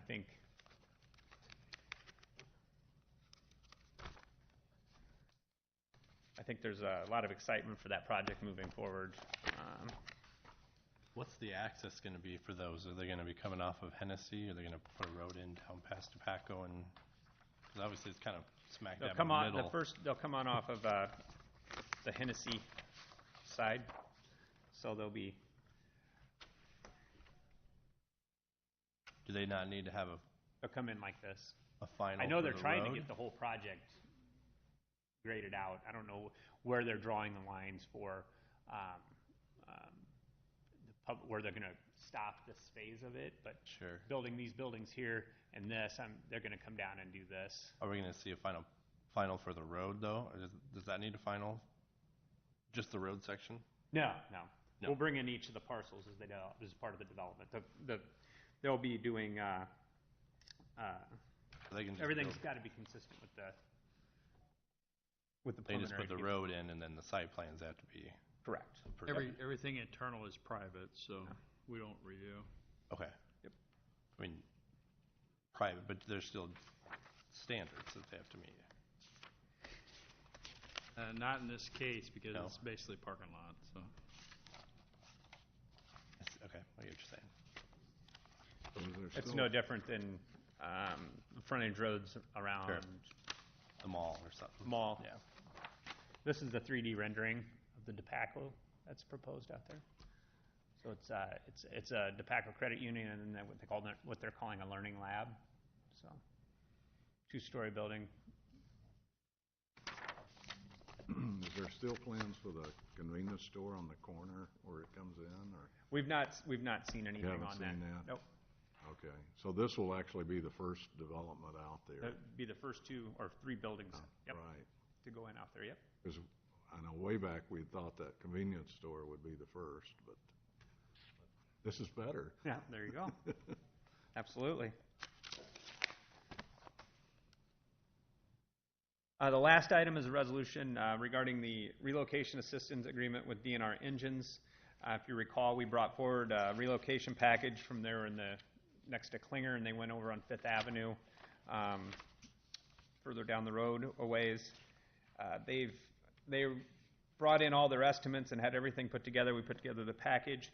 One item came in that was not within the project, or it was outlined as a option, but once they got into it, they needed to do it per building code.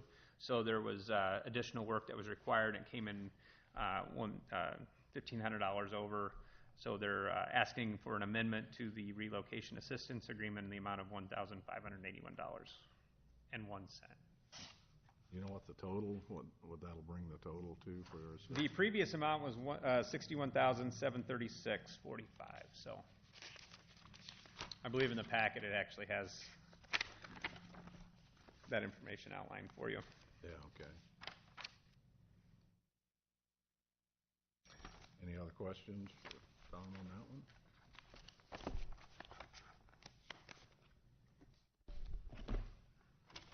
Or any of the others? Okay. Let him off easy. What's that? Let him off easy. Thanks, Paul. Never. So obviously Lon's not here, so he will be here Thursday. Amanda's going to do some presentations. We'll try to answer what questions we can. Amber also has a presentation she'd like to do. So we'll just kind of work down through these as we can. So if you have any questions, let us know. We can pass them all to Lon or try to answer them.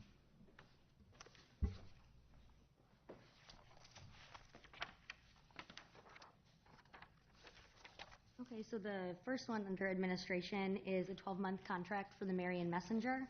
Staff is recommending changing the look and feel of the document this year. Currently, as you know, we've got the full-page newspaper that goes out 4 times a year.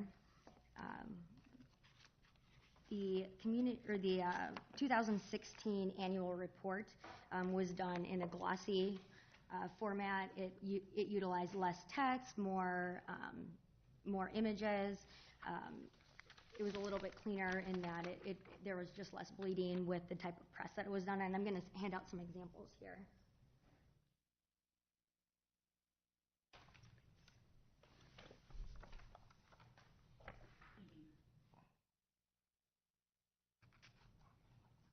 So those are examples from Coralville, from the company that we are recommending moving forward with, and this is what staff is recommending to move forward with, and what the new Marion Messenger would look like, the glossy format. And we'll get into this a little later with the community survey results, but 87% of Marion residents are getting community information through the Marion Messenger. That's really significant. That's a really significant number for us, and we did have a really great response to the annual report and the look and feel of it, and so staff is recommending making that change. It will be an increased cost of about $6,800 over what we're spending right now, and that's about 7 cents per copy, and that is something that we budgeted for in the current year budget. So were you saying the Marion Messenger is going to look like this now? No, Or is this an addition? the look and feel will be a little bit different. It won't be so text heavy. We'll utilize more infographics, more pictures, but it will be this style. The quotes that we did receive, we received quotes from Cedar Graphics, Marion Times, and Color Web Printers. Cedar Graphics was the lowest, so then we would be moving to them from the Marion Times, who we have been using for the Marion Messenger in past years.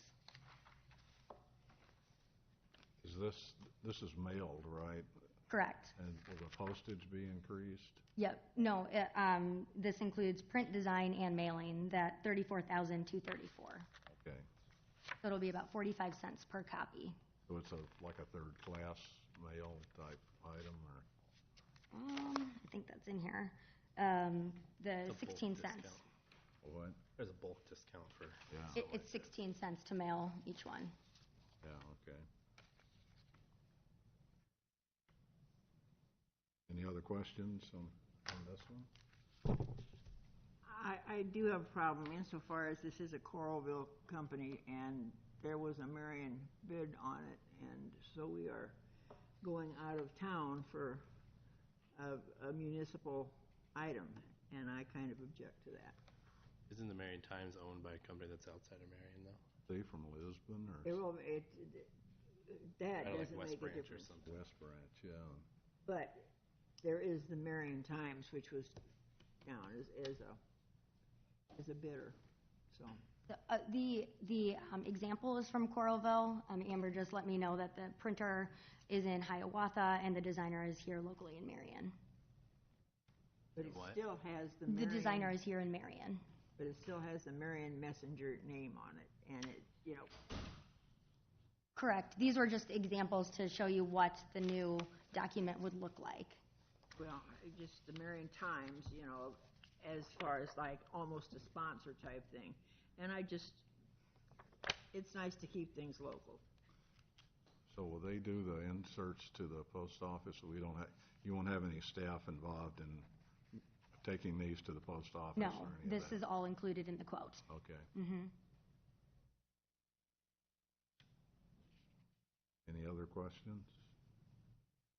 Continue on.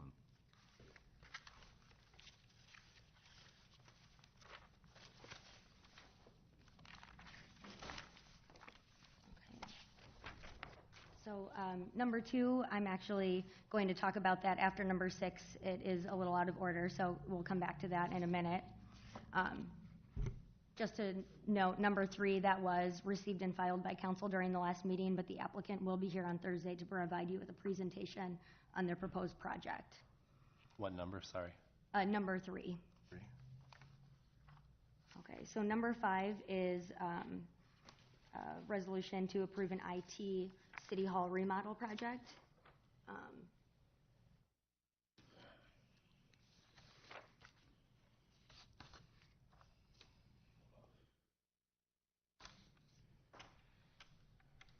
So, as you know, when we add new staff, it's always a challenge to find space for them.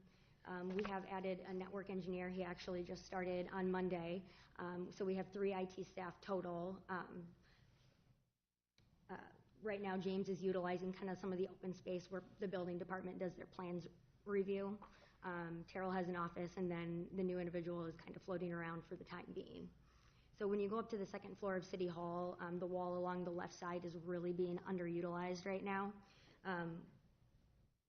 As you come up the stairs here, we do have our IT manager in this office currently. This area is currently our server room, but now that we've moved our servers off-site, we're really not having a need for that amount of space. And then this is just an empty, unutilized, it was a quiet room initially, staff wasn't using it, so now it's just kind of an empty storage room. So this proposal then is to create 3 offices, maintain a small server space, and then create an additional workspace for IT projects, wiring, and some of that more messy stuff that we don't want out in the open. So the building department went out and got quotes.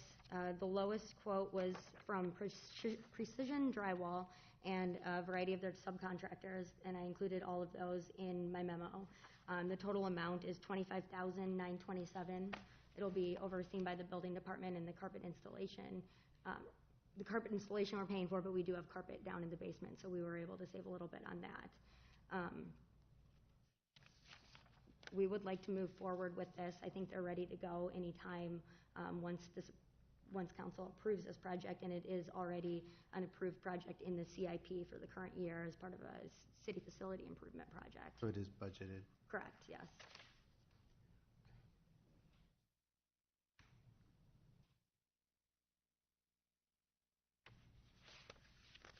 Questions? I would also like to mention that Ron confirmed today that there still is going to be space for that mayor mural. We need to shift it over a little bit because of the doorway, but it won't impact that location at all.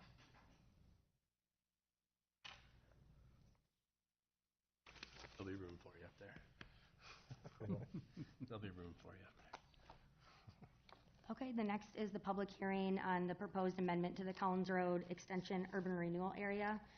If you remember a few months ago, we did this for the Central Corridor Urban Renewal Area. We just reaffirmed the boundaries, and we're doing the same here, restating the boundaries. So the area in green was the original boundary of the 1994 Collins Road Extension Urban Renewal Area. The area in orange is what's now being added to it, so that we're just defining those boundaries and making sure that there's no overlap between the Central Corridor and Collins Road. So that's the first thing that this one does. The second is that it authorizes 3 potential new projects. It does not approve the project development agreements. It just allows the council then to move forward with those. Those are the Water Rock, which is now going by Squaw Creek Crossing out on 151 and 13. We'll be setting the public hearing for that on Thursday.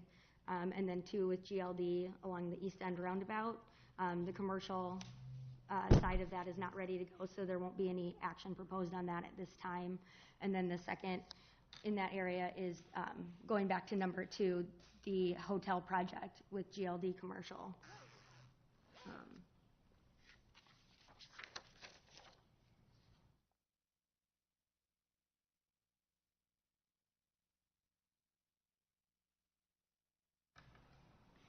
So this is, I don't know what to.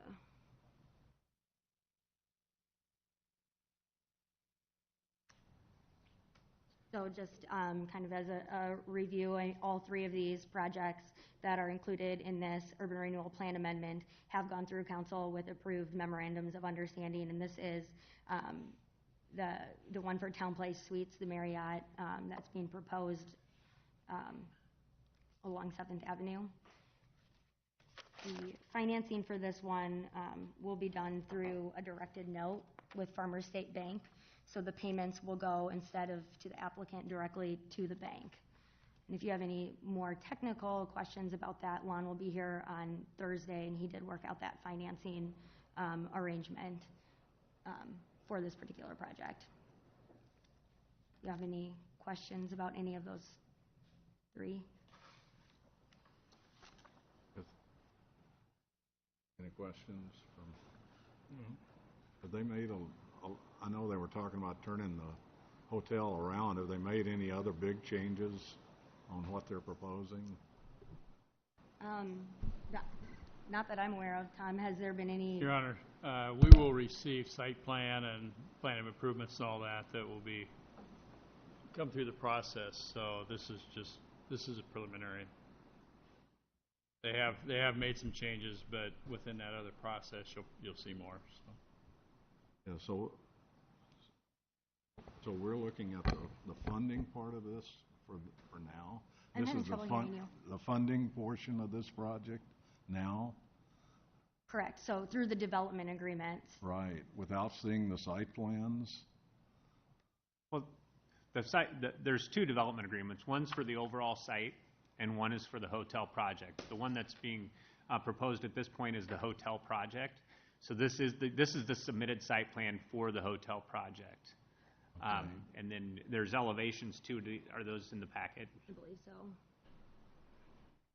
As I understood it, Tom, we weren't doing any review on this application.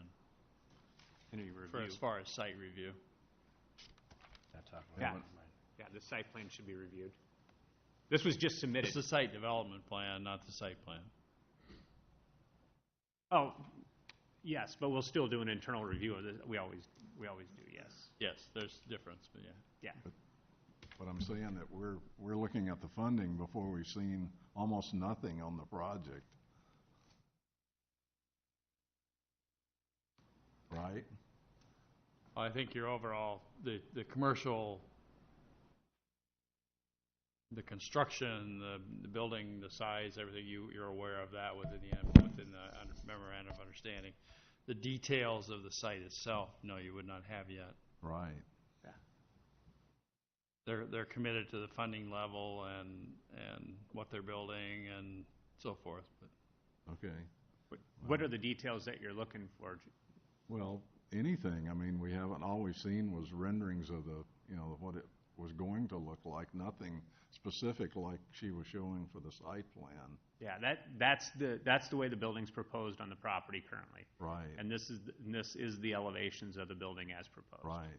But I mean, I don't think that was even in at least I'm thumbing through here. Is it in there? It was included in the packets. Wasn't it? So we're gonna have parking now along the 7th Ave. There's a larger development plan that was presented as the conceptual of that. Is that what you're asking about? Maybe I missed it being gone the last meeting. No, there's an overall development plan that we would get as well. Yep. And it has changed from the original, but not significantly at this point. But there's a development agreement for the hotel project, and then there's a development agreement for the overall commercial development between the roundabout and 31st Street. And I think the commitment to this point has been for the hotel project, and that's what this development agreement covers. The overall development plan would be brought forward at a different time.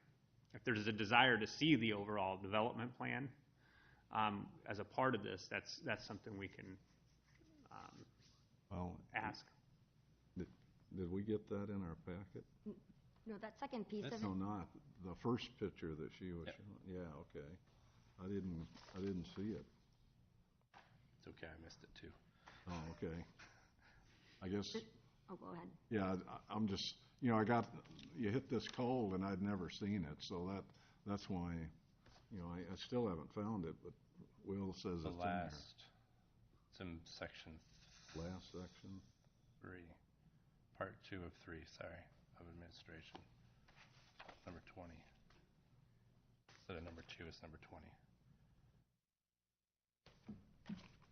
Yeah, okay. Well, I will continue on with that, but I guess, I got hit cold with it there. Okay. And approving, this type of agreement, is it a mandatory that we do this Thursday, or? Well, I think you'd want to talk with Lon. I'm actually not fully engaged with the development agreement side of this Okay. project. So I think having a conversation with Lon, and maybe he can present more information on Thursday. I guess if we have questions on it, can it be put off till we get answers? You don't know if it's a dire thing to be. I do think there's a desire to move this one forward. If you'll recall, the hotel project had the brownfield, grayfield tax credits associated with it, and that they're trying to get the project underway this fall for the pretty sizable tax credit that they'll be receiving, but there are some limitations on it. So. Okay. Yep. Joe, this was Also, actually yes, originally under H20, so I don't know if you Right. could maybe look back for that. The original packet was rearranged, the agenda was rearranged, so it might be back under H20. Yeah, I found it after Will told me that. Yeah, Okay. sorry. Can I ask about this design, this plan? Sure. That? So the parking lot is on the street instead of behind the building? There's some in front, I think, and some behind, isn't Right. there? Yeah. Wasn't it supposed to be buildings on the, We've on the road? tried to push the buildings up front, and this has been the submittal that's been brought forward. We just received this last week as well, so we haven't had a full vetting of it. The previous design had the hotel running north-south. right? With the edge of it, so this is a revision.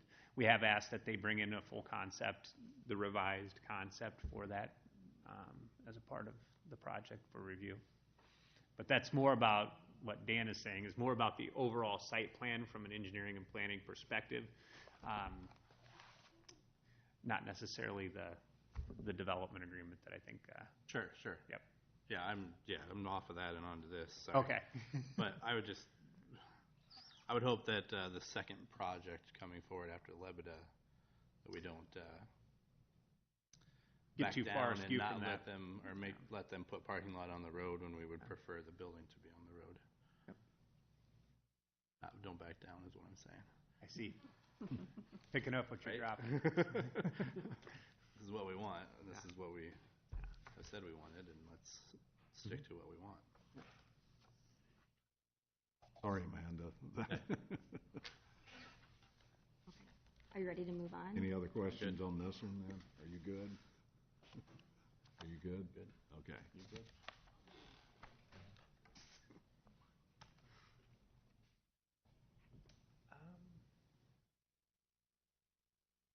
Okay, so the next one is a presentation regarding the results of the citizen survey. And so I know you all got pretty hefty material in your packet.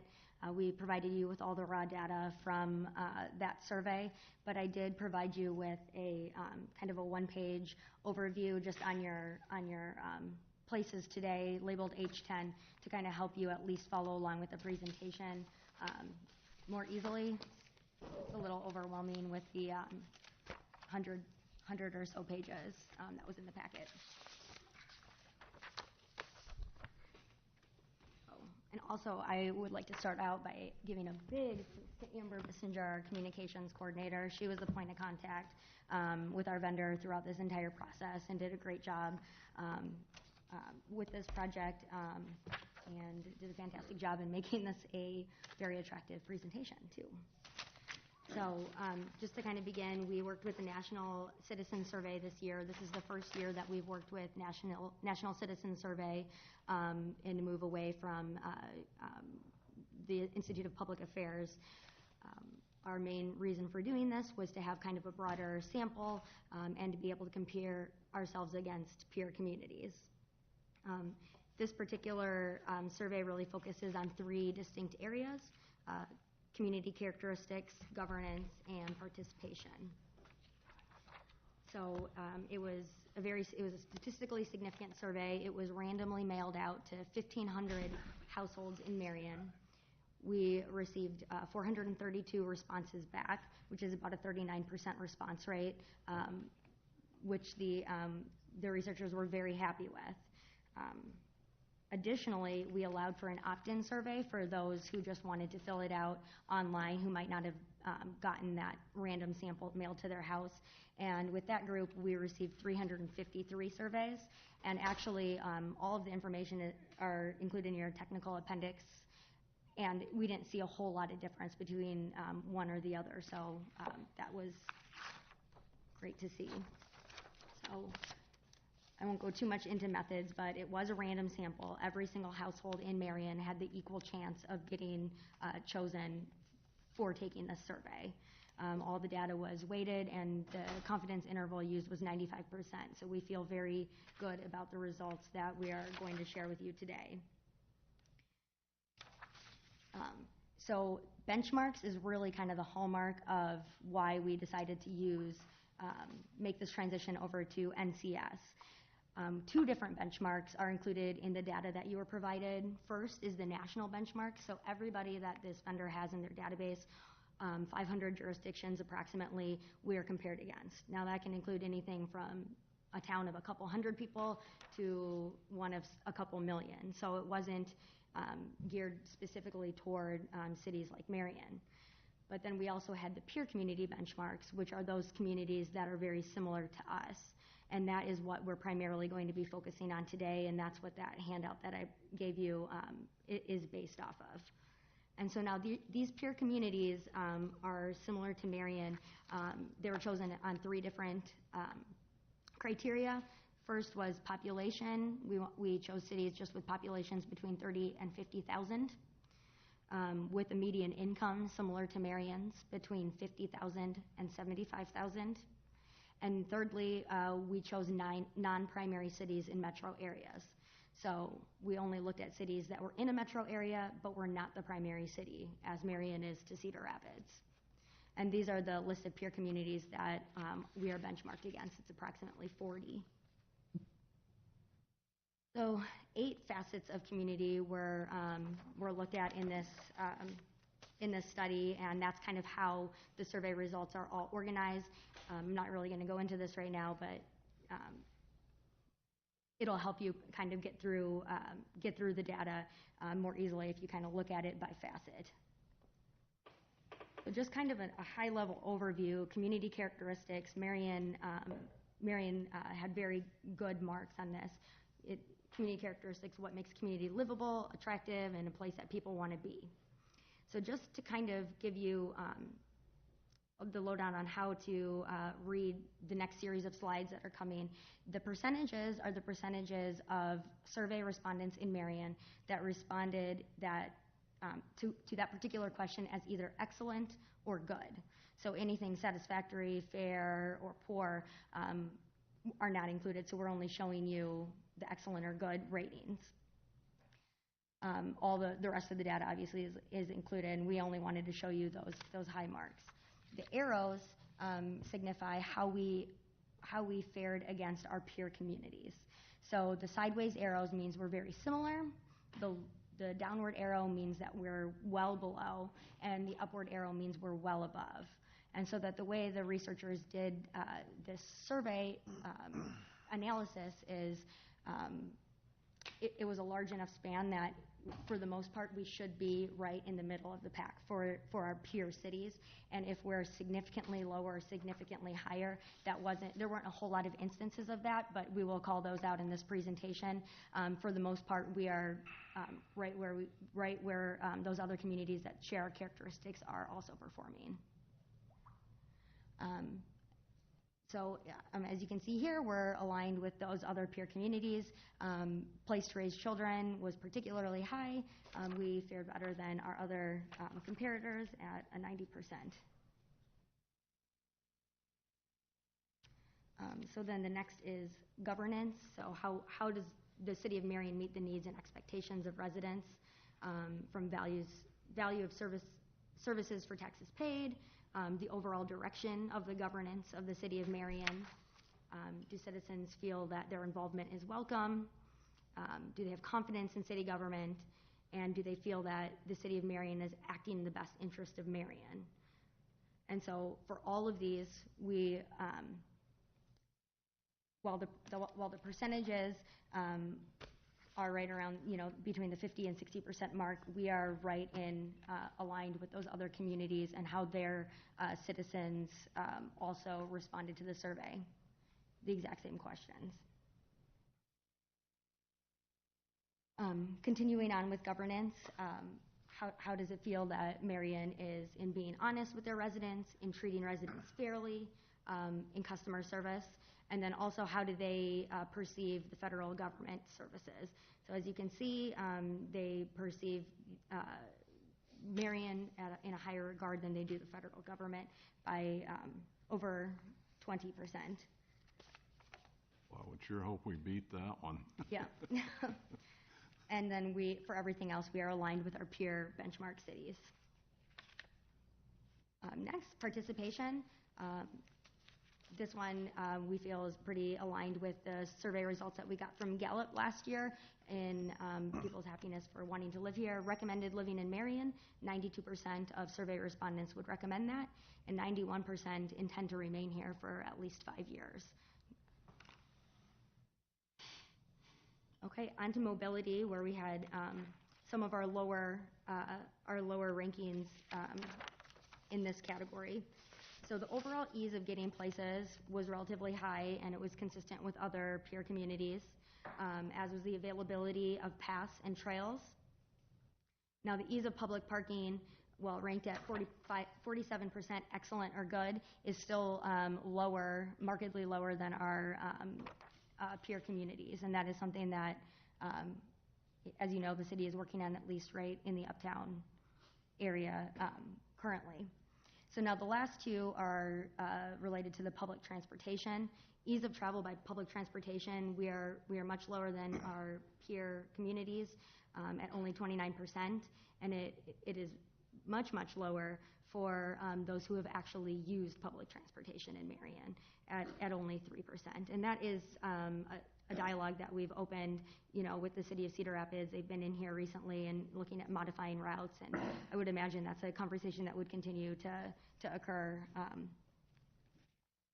And as a matter of fact, we were dead last among our peers for the use of public transportation, the one on the far right.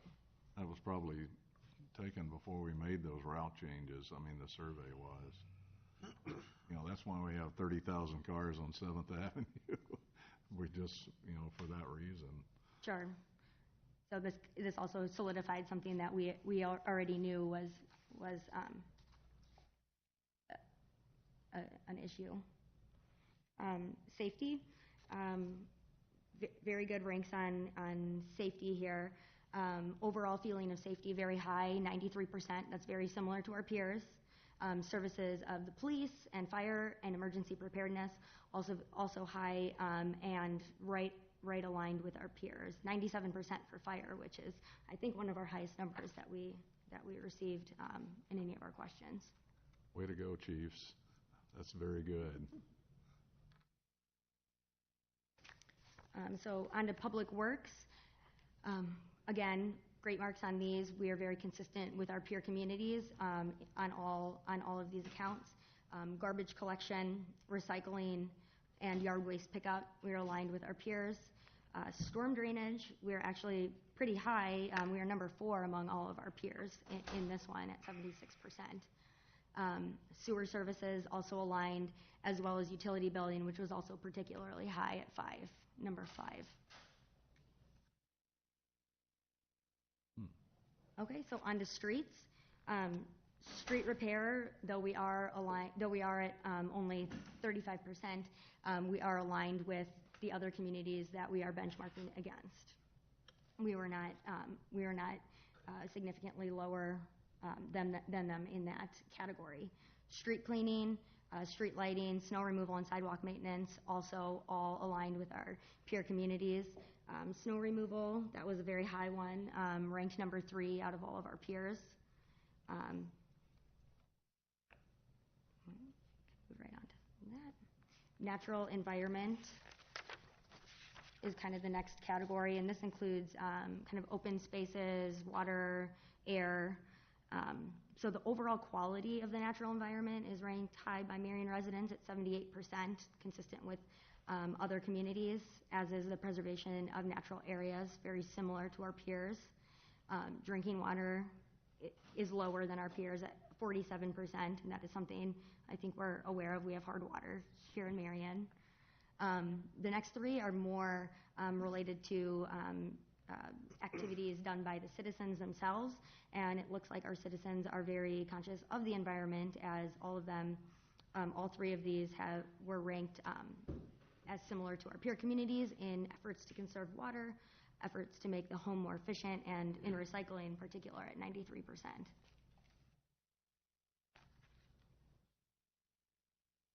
So onto the built environment, more human-made space such as buildings and parks, streetscapes, in public places that people want to spend time, and the overall quality of new development. Both of those ranked similar to what our peers ranked, right around 60%.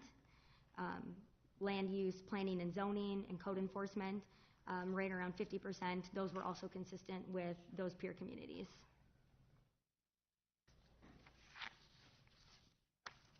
Okay, so now questions on the economy. Citizens' view of the overall economic health of Marion was high, 74%, consistent with other communities. A vibrant downtown commercial area, which is one of the council's strategic priorities, was at 45%, but ranked similar to what other communities of our type were ranked, as was cost of living. Shopping opportunities was much lower than the other communities. Hopefully this will be something that's improved. The city has entered a contract with Retail Strategies to do the retail gap analysis and then recruitment after that. But despite there not being shopping opportunities, at 97%, survey respondents state that they are purchasing goods and services from the city of Marion, from within the city of Marion. Wow, what would it have taken to make that far right one go up? I mean, that must have been 100%. Yeah, it was pretty close.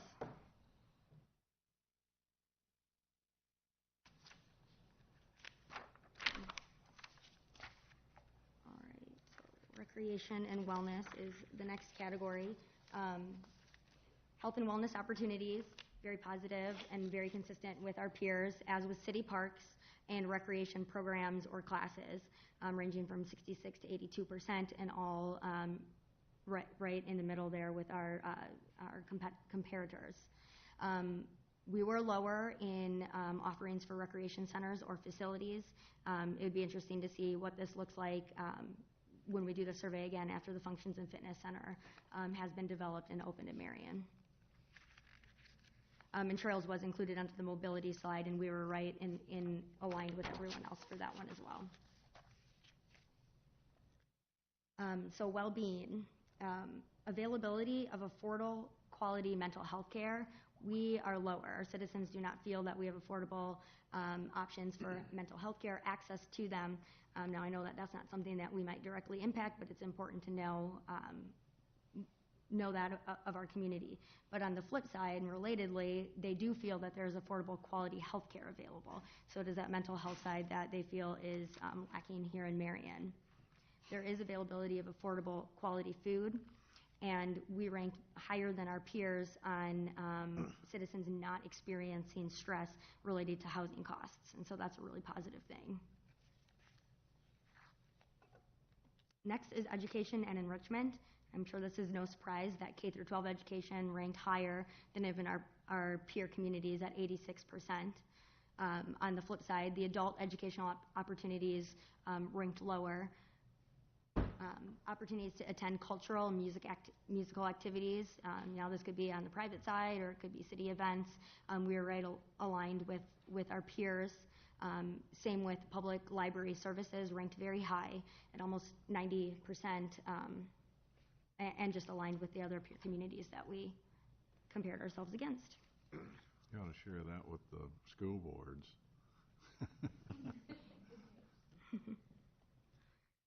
So on to community engagement. The neighborliness of Marion ranked high, almost 70%, and aligned with our peers. Opportunities to participate was also very aligned with our peer communities, as well as access to information, public information services. And so now we ranked, I believe, number one. This is the number one slot for us in voting in local elections. So we seem to have a very engaged populace here.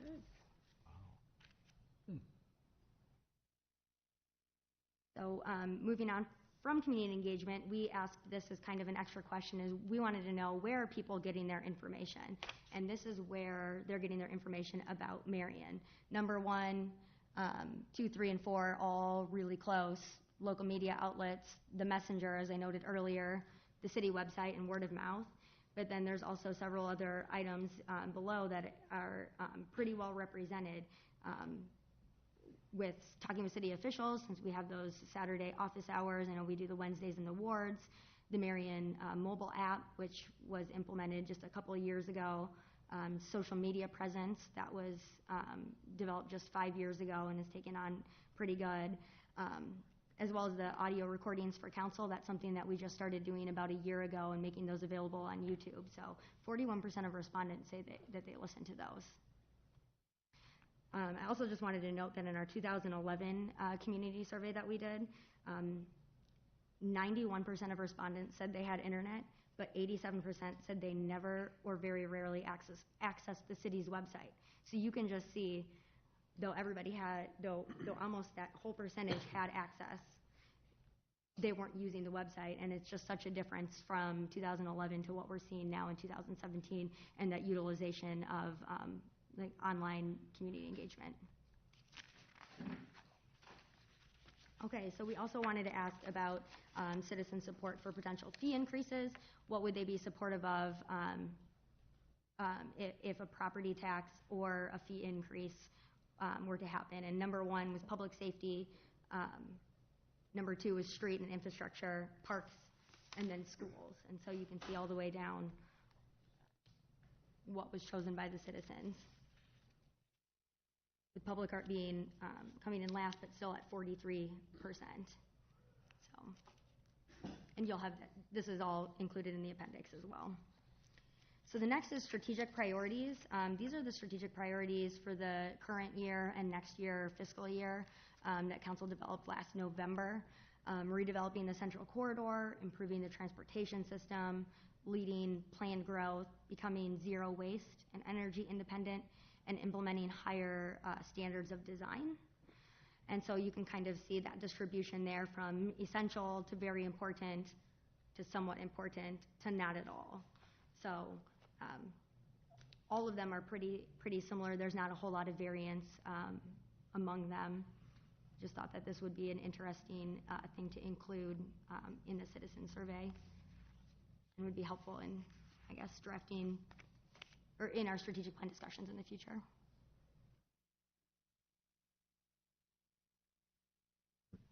So that's kind of the high level. We just wanted to go through, we didn't want to go through everything, but we went through as many of the questions as we could, just I think in a short presentation. And I'm happy to answer any questions. Amber's happy to answer any questions. We did provide you with all the raw data, and this will be provided on the city's website this week. So just kind of the big takeaways from this is that Marion is a desirable place to live. We've been saying this for years, and this solidifies it from the results from the survey. Residents enjoy the positive quality of life, and they prioritize redevelopment, improving transit as ways to enhance that quality of life in Marion. The economy is a very important feature of the community, with 74% of residents high marks to Marion's overall health. Safety is an asset, and residents support it, and they support additional funding for increased services in those areas.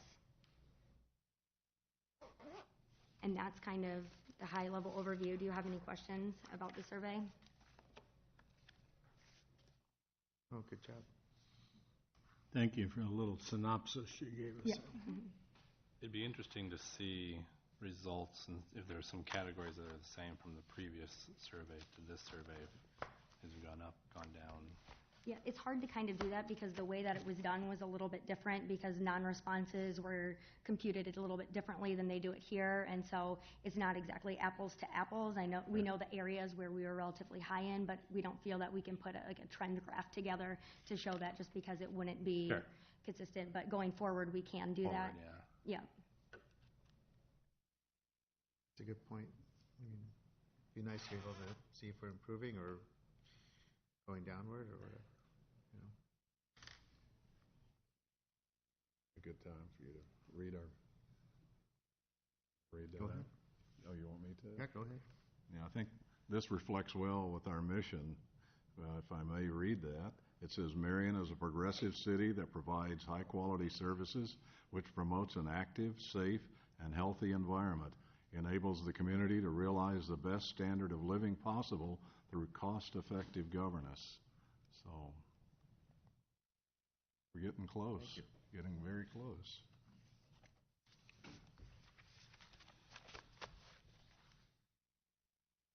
So on Thursday, I think we'll want to put this on as just a receive and file so that it's on the record, the results. Can you send us that individually on an email so we can get it saved as a PDF file? The slides? Yes. Sure, and we'll also put it on the website as well. Oh, okay. So that's what will be on the website. Yes, and as well as the full report? yeah, we'll put the The full report on there as report, well. Mhm. Both, okay. This is just a little bit more manageable to go through. Is it a PowerPoint? Is that what the slides are? Yeah, this is a PowerPoint. It's a Okay. PDF. Mhm. And that's how it'll be on the website? Yeah, we can put the report on there as well. This is probably just a little bit more user friendly. Yeah, okay.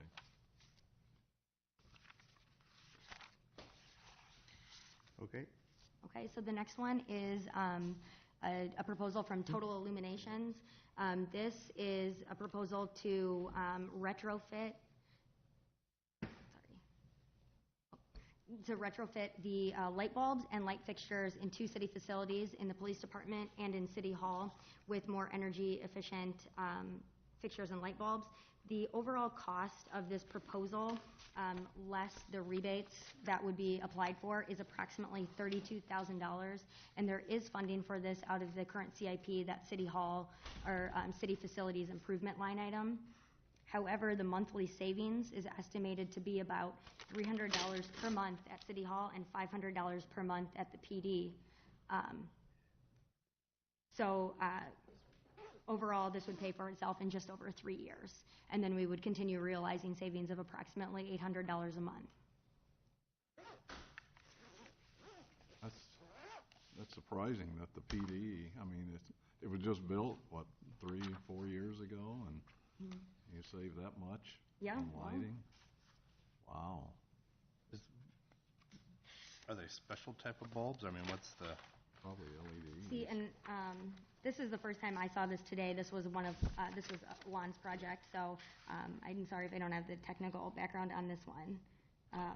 Some of it includes fixtures as well as bulbs, ballasts, types of going to LEDs from fluorescents. It's a variety of stuff, yeah. Yeah, and I do know that the other quote that was received was primarily just for the light bulbs, and so that's why this one was the one that is being recommended to move forward with, because they're also including fixtures in that estimate. Thanks for that. And that's surprising that they didn't put LEDs in there 3 years ago. I mean, they were available.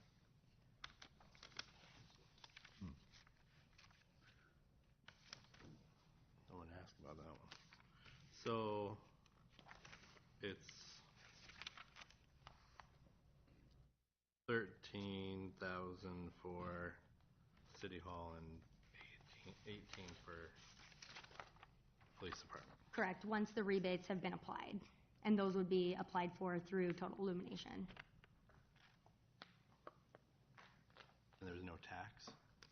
There was something handwritten on what we had in the packet that said minus tax or minus taxes? I saw that note too, and I'm not sure if that's, I don't know if they charge this tax or we want to make sure they don't. I'm not sure which. Do you know, Amanda? Or maybe they meant minus rebates because that was the amount minus the rebates, so. Well, it was right next to the line of minus rebates. It said minus, or Yeah, it might affect the rebates somehow, but that may be a question for Lon. Joe, to your question, I think, if you think about what LEDs cost even just 3 years ago, they've come down substantially in the last 3 years. That might have just been a cost issue. Maybe that was a cut back in the day when they built PD, cut LED. Oh, I don't know, I wasn't here for that, so. that's surprising that, it was only 3 or 4 years ago. Why didn't you do that? Just try to make things difficult. Okay. Okay? Well, if nothing else, I believe Tom Barnes is here for the next start item.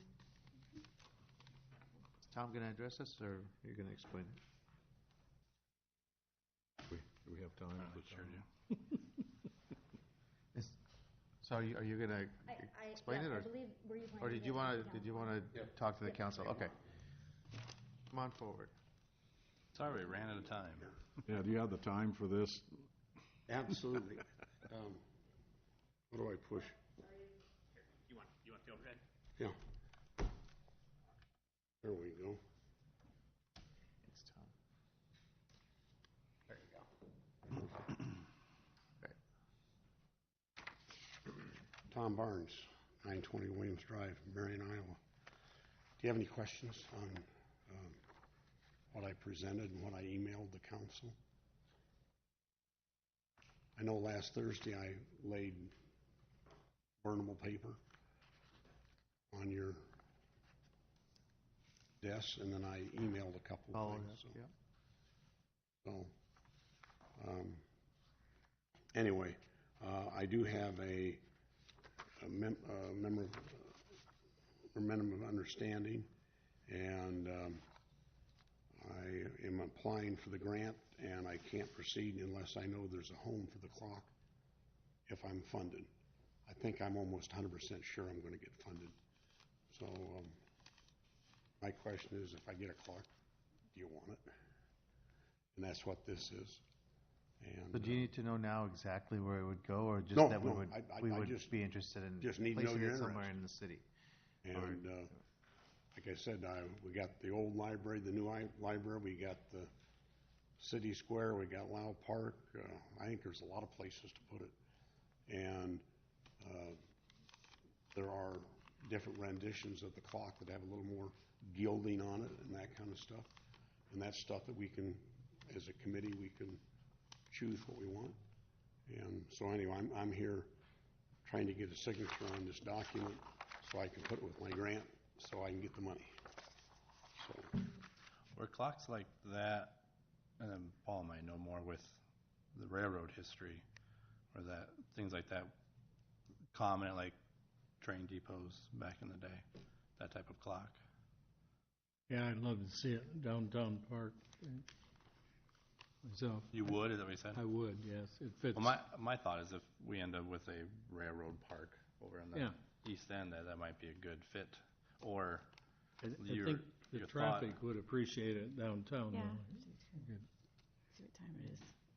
sure. And then my other thought too was with your talk about the east end roundabout that way, with it being close to the old roundabout. Well, that might be. Haven't brought that up yet, but I know. that's coming. I'm not talking about that part. I'm just saying down there. But that was just my thought. Yeah. So if you sign the agreement, you're saying that All that out. we want the clock, and now I get the clock. Now what are we going to do with it? That's a whole nother. Right. Right. Whole nother Well, I'll be voting in favor of signing the agreement. I think we Your have to do that Thursday. sir. But At the last meeting, there was a question about Rotarians being able to vote. Was that ever resolved? Yes, it was resolved. I went to the foundation, and what it is that the Rotarians that are voting cannot be part of the grant foundation, and they're not part of the grant foundation. So it's a non-issue. And then further, Nick's a Rotarian, but he is not part of this club. He's part of downtown. And then there was another question about the costs, and it's somewhat minimal. $61.50. That was the annual cost. That's what they say. $61 a year to run it. So I have a conflict on Thursday, so I will not be here, but I'll have a representative here in the audience. So, Anybody have questions while he's here? yeah, if you want to, Issues or if you any wanna concerns about it? pound on me, Anything do it now, that we need to please. consider that we haven't thought about, or? I mean, it's a great project, in my opinion. and As far as I'm concerned, put it on the consent agenda. Yeah. whatever you want to do. Does it chime or anything? It doesn't chime, but it is lighted. Yeah, okay. And if I'm not mistaken, it impulses, so every minute the hand Oh, jumps a minute. So there's a little bit of action there, you know. Like the old school clocks, you know, you'd wait and wait, and then they jump, you know. So, Thank you for okay, so all the work you put in. like I said, I'm not here Thursday, but you guys know how to get a hold of me. Thank you. Can I go back to the item on the public hearing on the hours of operation for 2 seconds? Sure. The reason I want to bring this up is I did speak with legal, and I do think from a public hearing perspective, you know, the motion that came out, the recommendation that came out of Planning and Zoning Commission should have been the way the public hearing should. You asked about the ordinance and how it's read. I do believe that probably should have been published as recommended by the Planning Commission. It's the way it should have been brought forward, and the ordinance should be made in that respect. In seeing that, and I did talk with legal a little bit about that, it seems as though is that the way we should proceed. So on Thursday, I think we should open and close the public hearing, take the ordinance off the table, republish, and bring it back as recommended by the Planning and Zoning Commission. So, just so you're aware, that was my mistake. It came out of when it went off to publication, I should have caught that. So. My only question would be, are you anticipating a lot of people showing up? There weren't a lot of people at the Planning Commission. I'm going to try and get something out, and I do have emails for some of the folks as well. So we'll try to get something out in the media. So, yep. So anyway, we'll try and do what we can to curtail that, and then at the meeting, I'll make that notice during the public hearing section if you'd like me to, because that makes sense. So, sound good?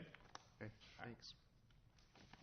Your Honor, I have a couple items. And I've talked to Ryan, and he's going to take care of the one, but if any of you get a call after we allowed no parking on Edgewood, I went out there, and there's 5 basketball hoops blocking the sidewalk.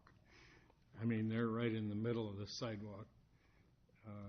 And one out on the tree bank. So if you get any calls, Ryan, send the boys out there to look at those.